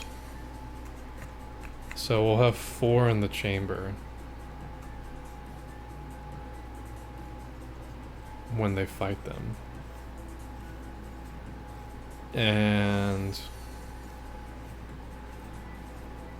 well, depending on how many of them are charmed. If I've charmed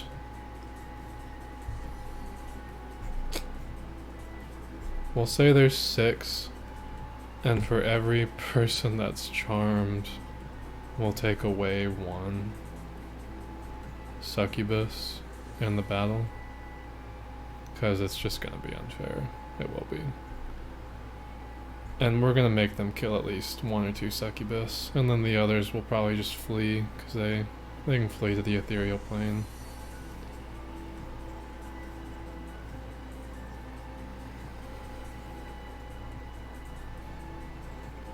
And I will say, as soon as one of the succubus is killed, that they will hear a booming locking sound of the door in the chamber. And that'll be the puzzle. The puzzle will be the floor of the grand chamber has maybe like a clock ticking underneath the grand chandelier, and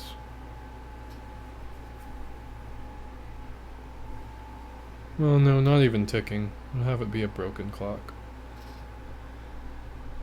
And the clock hour will be on basically the passcode to the door, and the hour is gonna line up with however many succubi are in the coven. And we can even have statues surrounding the chamber of however many succubus there are, based on how many people of the party are charmed. And we can say the door and the clock and the succubi are all aligned with each other in the fact that however many succubus are alive of the coven is the passcode to the door, and the passcode is changed by moving the hour of the clock to that number of succubi. Let's edit the succubus a little bit. The kiss of a succubus incubus now restores its own hit points equal to the damage it did. And that could be pretty good. A lot of it's going to be going on the fly based on just how they're doing, you know? It's the first time I've DM'd here, so I really don't know how they're going to be doing. The whole thing, too, is this isn't even the big battle, and every single player is going to have a charm attempt against them earlier in the session. That's not a bad idea, though. I think I'll keep that in mind, because that, if they're just kind of blowing through these succubus, the problem is the party is mostly made of monks, so they're really gonna not be able to get close to him at all. Never let your players see your rolls then? Oh yeah, they're not going to, ever. Thanks for the follow, by the way. I don't know when you joined, but I'm just trying to plan out the final steps of this one shot I'm hosting tomorrow. And the second to last fight involves the players fighting anywhere from 4 to 6 succubus. It's a party of 4 players that are level 11. And like I said, every single player is gonna have to. They're gonna get attempted to be charmed by these succubi earlier on. And depending on how it works, we can turn them against each other. So. But I will keep that in mind. That's not a bad idea at all, though. Because my idea is kind of like. Maybe to start off, however many people are charmed, I can have the succubi appear in the chamber in their disguised shape change still. And they can run up to the players and try to use Draining Kiss on them in their seemingly innocent form.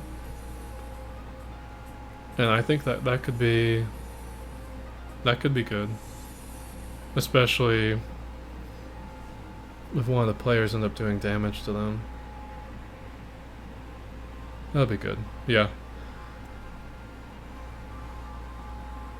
I'm on the last piece here. I have a puzzle that I think would be neat in that chamber. I'd like one more puzzle to throw in. There's really only 2 mini dungeons that the players can have puzzles in, really. I mean, there's a couple puzzles in just the overworld, but they're not obvious puzzles, it's just problem solving stuff. Let me pull up the other picture. It's the other place that I'm talking about that can have... Let me zoom out. That I would like to see if I can throw a puzzle in. Is this hideout. Could give me a puzzle. I mean, you have any ideas, you're welcome. If I remember this hideout, what this circle is here in the middle is a wind catcher shaft that goes above the building. The players can go inside, but there's a trap inside. It would drop them in the bottom. This first door requires a password and disguise to get in, or just a high strength check, or this shaft being destroyed. I'd like to see if... What did it say? There's a glyph of warding. That was that trap on the wind. Was it wind catcher? I'd like one more thrown in there, you know?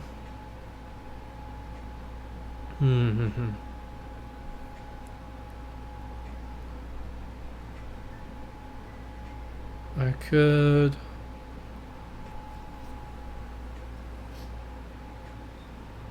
Oh man. I know, let me just start. Let me search puzzles on Reddit. Simple D&D 5e puzzles. And I want Reddit. I prefer Reddit. I usually have better ideas. Check my whispers. Let me see.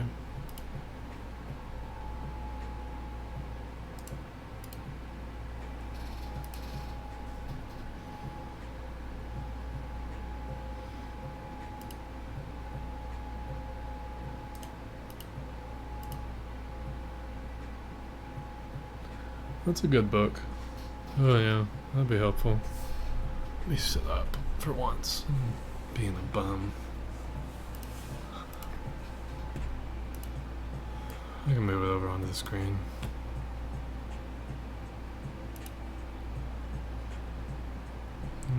What was our table of contents out here? Okay.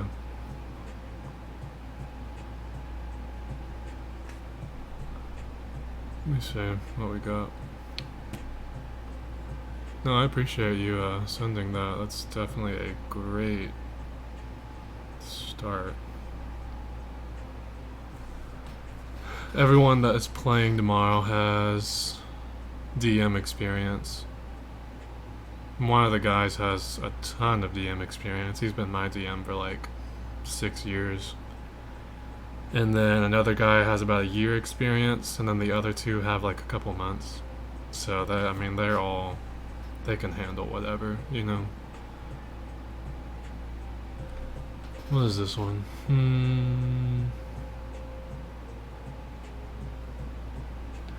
A mirror puzzle. Probably using a setting that has multiple rooms.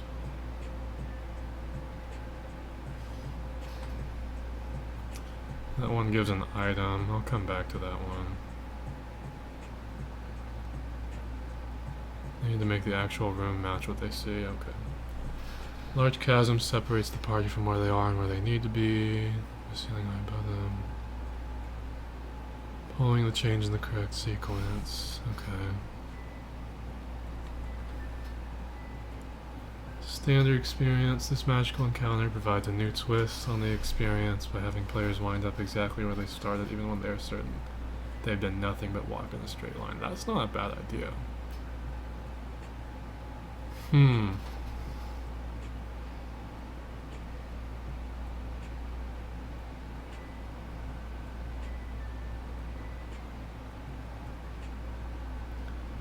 They get confused going down the hallway, and they go back the way they came.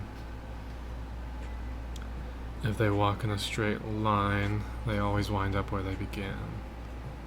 There's no indication this is happening to them. The starting point is obvious, and also the end point when they get turned around.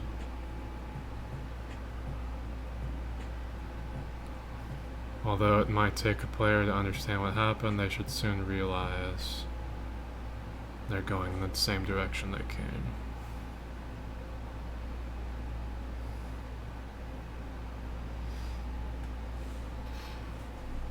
Okay. Magical effect on the hallway that causes the phenomenon. Let me zoom in. I know you probably can't see shit. Let me zoom in a little bit at least.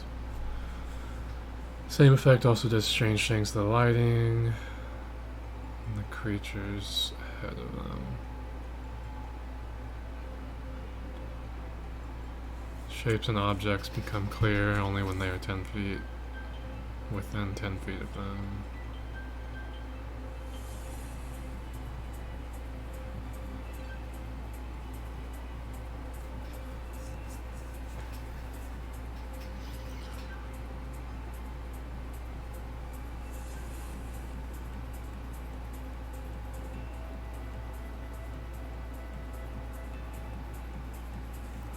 Okay, interesting.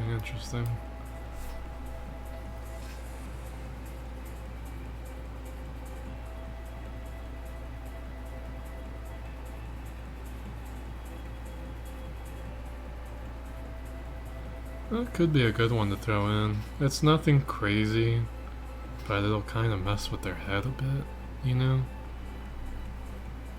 It's confusing enough, even me reading with the solution. I need to read over it again in detail and probably check it again tomorrow. Someone looking down the hallway will lose sight of creatures or items moving away from them once they have gone 10 feet away from them. The effect isn't magical, but an accelerated loss of visual contact.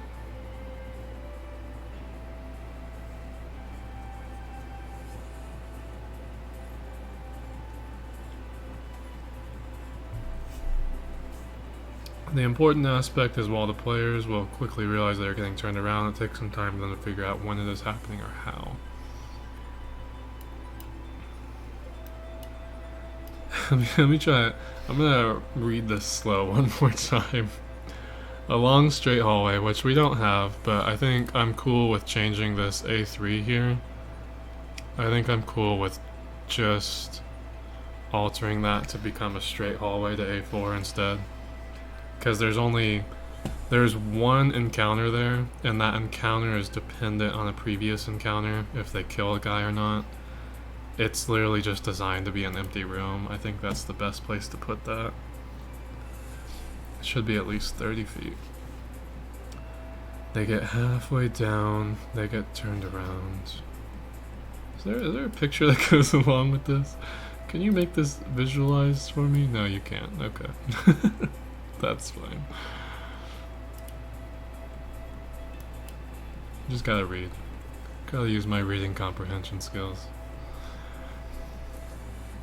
Okay, they get halfway down. So yeah, that's my understanding. They get halfway down, and a person who would normally keep traveling like normal, but they hit that halfway point, and the hallway basically turns them around, and they go back the way they came, and they don't even realize it.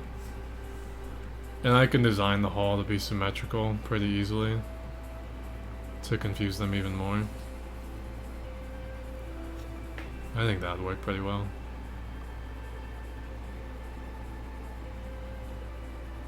Okay. They always wind up where they began, no physical indication that this is happening. The starting point is obvious, and the ending point as well. I mean, we can just make the entrance into the Grand Hall grand, extravagant doors, and where they came from, simple doors with some lanterns.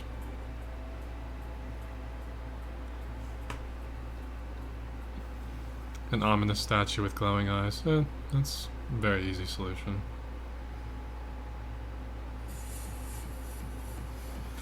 That song's a little bit loud. We've also heard this song like 3 times. This thing is looping so much. I mean, they're great songs, but... Ominous statue with glowing eyes, it's... yeah, I'll think of something, because I can do better than just fancy doors, for sure.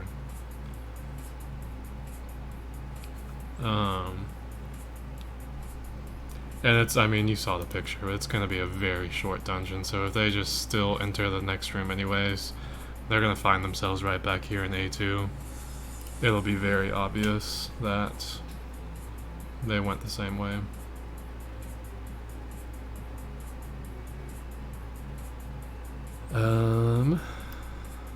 Some examples can help indicate.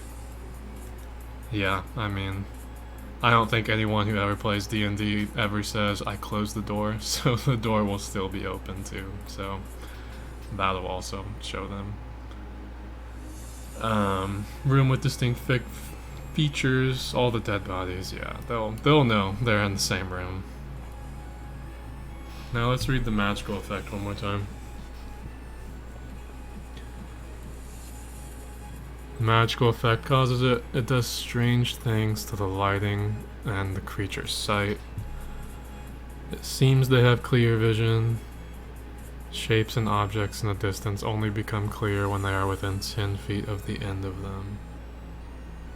This feature prevents creatures affected by the weirdness from immediately realizing they've been turned around as soon as it happens. 60 feet long hallway. Hey, how's it going? Oh, it's going good. We're planning a one-shot that I'm hosting tomorrow, and it's my first time DMing. And we're on the last bit right now. We're figuring out puzzles. But hey, welcome. The one that we're taking a look at right now is Pushing Forward Back. It's from Mystic Blah there, who sent me this book and my whispers, but it's basically like a hallway that you kind of go down, and if you don't change direction, the hallway kind of automatically flips you back the way you came, and you don't realize it. And it's a pretty simple puzzle with a pretty simple solution, but I think it'd be fun just to throw at my buddies. I'm just exhausted and rereading it again to make sure I understand it properly. So if the hallway's 60 feet long and the character can see 60 feet, they get to the halfway point, they would essentially be able to see the landmark at the end of the hallway they just came from immediately. Interesting. I need to visualize that more. I'll look into it a little bit. I want to be able to describe it well to them. Magical aura here prevents that. Let me read that again. The magical aura prevents that, meaning the character would have to walk 20 more feet. That's right, they said you can only see things when you're within 10 feet of them. Shapes and objects in the distance only become clear when they are within 10 feet at the end. Okay. Do you run in person or on VTT? Or on... I'm not sure. Sorry. This will be in person. Yeah. We have it's a celebration. One of the guys is getting married in like a year, and we're all the wedding party. So it's a guys kind of day, and it's D&D plus movies. So normally, my normal group, we play online on Tabletop Simulator on Steam, because we're all spread out across the country. But this will be in person, which is good. I won't be able to show fancy pictures like this as much, but I can show them my screen and then draw it out on a whiteboard. So let me try to get this one more time. The magical aura prevents that, meaning the character has to walk 20 more feet, in their mind 50 feet away from where they came, and reality 20 feet back. Okay, I get that. Before any creatures or landmarks from that spot come back into view. Interesting. Okay, I'm getting it now. I'm getting it. Someone looking down the hallway will lose sight of creatures or items moving away from them once they've gone 10 feet away from them. Okay.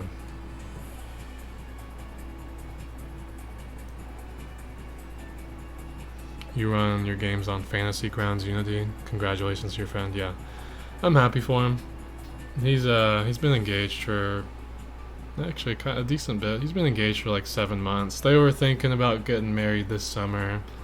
They just kind of pushed it back because timing didn't work out, saving that money and stuff. So Fantasy Grounds Unity, I don't know much about that one though. Like I said, we play now on Tabletop Sim, and before that we always played in person, or we just played over like Discord. But Fantasy Grounds Unity, I haven't heard of that one. I might have to look into it. I mean, all I know digital is Tabletop Sim, so I can decide what effect I want them to have when they get down the hallway. I might go with the Flickering Shadows one, or a Strange Fog. Okay. And then let's read the solution one more time. They'll get turned around a few times. Once they understand they're getting turned around, they figure it out, yeah. Solution is for them to find the midway point, and for them to change direction and turn around then. Since the effect turns them around, it's basically them going the correct direction. Or you can use Detect Magic, or an Arcana check with a decently low roll. And then they can find the midway point.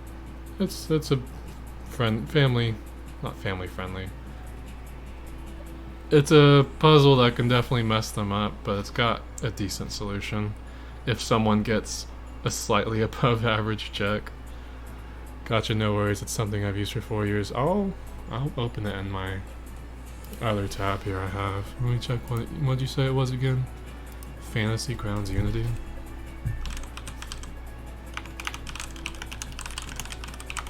I'll check that after stream a little bit. I'm always open to trying new stuff like that. I've tried to push off DMing for years because you know what happens. You DM, you can kind of fall in the role permanently. So I've always tried to avoid it. I've always wanted to do it. I can kind of get away with it with this group because we never play. This is a group that we've never all played together, and it's gonna be too difficult for us to do that. So I can kind of get away with hosting this one. I swear it's playing the same songs over and over. No, I don't want that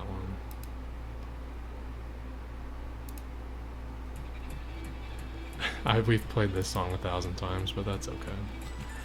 If you ever need a tutorial, I'll be glad to show you. I appreciate it. I have it saved now. I'll check it out. It's I'll look into it. Oh, it's on Steam. Okay, I'll check it out. Detect magic spell. I don't know if any of them are gonna have that. Let me check what classes learn that. They're all level 11, so Bard, Cleric, Druid, Paladin, Ranger, Sorcerer, Wizard. Okay, I mean, I know we have like a 5th level Bard and like a 6th level Sorcerer, so they can know this. So, I think that'll be a fine puzzle to include. And reasonably, one of them will get the Arcana check, hopefully. Hopefully. And let's read the hints. I haven't looked at this yet. Sometimes the simple puzzles need all the hints. This one's not even that simple, but you never know. Successful wisdom check can give the player the idea to throw or shoot a projectile down the hallway. That's not bad. Any harmful spells or projectiles would come right back. Oh, that'd be fun. Survival check reminds them to drop breadcrumbs. That's a good idea too.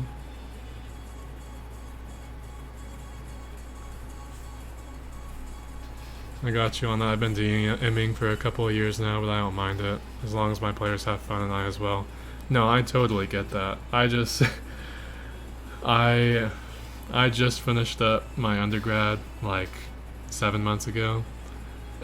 And I just... oh man. Undergrad was rough for me, but I got through it. And I just had no time at all left outside of undergrad and like 1 or 2 hobbies. I could not do this prep if we played semi-regularly. I don't know. Because we also just... we play homebrew like everything. This is like 50-50 homebrew pre-written. So I just... I'm already enjoying even just planning for it, but it's a lot. I can see definitely enjoying it if you can put the time in. My players would mark the way with P, honestly. I played with 2 of these guys for 6 years. One of them will probably do that, knowing them. Or they'll do something really dumb. Who knows. What'd you go to school for? I changed majors my last year. I was originally computer science. I was struggling a lot. Not necessarily because of the schoolwork, just because I became a bad student in college. I was great until college. Had a lot going on outside of school. Kind of crumbled, and then I switched to a similar degree in the College of Business, so I ended up learning a lot of business stuff, also with programming and engineering a little bit. So it's MIS, Management Info Systems. That's what I ended up doing. And then I start school again in like a month, actually. A month and minus 1 day. They have a nice cheap online degree I can get while I work, so I'll do that. Probably didn't learn how to study because schoolwork came naturally to you. Oh, 100%. That was what happened. Definitely. College hit like a truck, and then it didn't help that lots of life stuff started happening outside of school. Made it a lot worse. Yeah. I lucked out, I would say, because COVID hit right at the end of my junior year. So I had this long break of just kind of being able to relearn how to actually do things correctly and not just make it.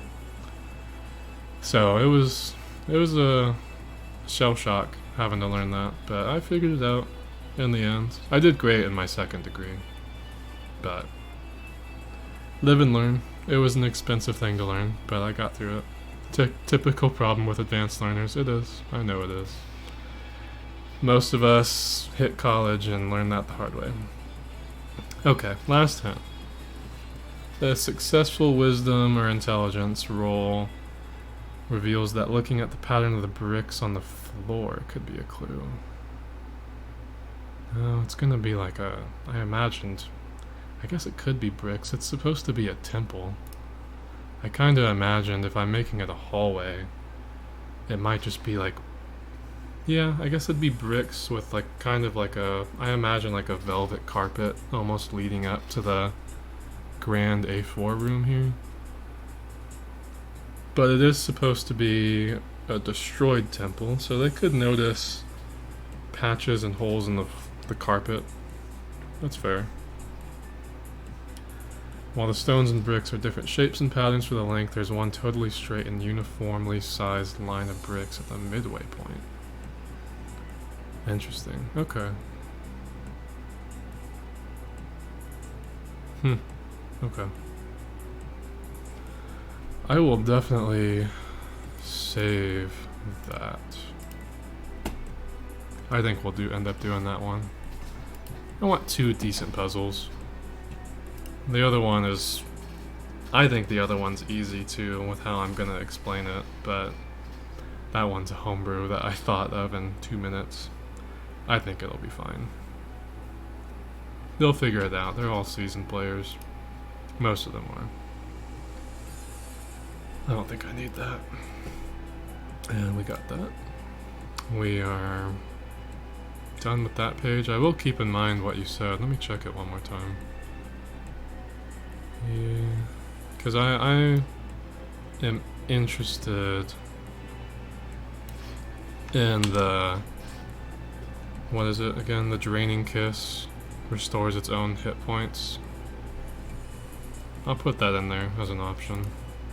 That is not what I meant to do.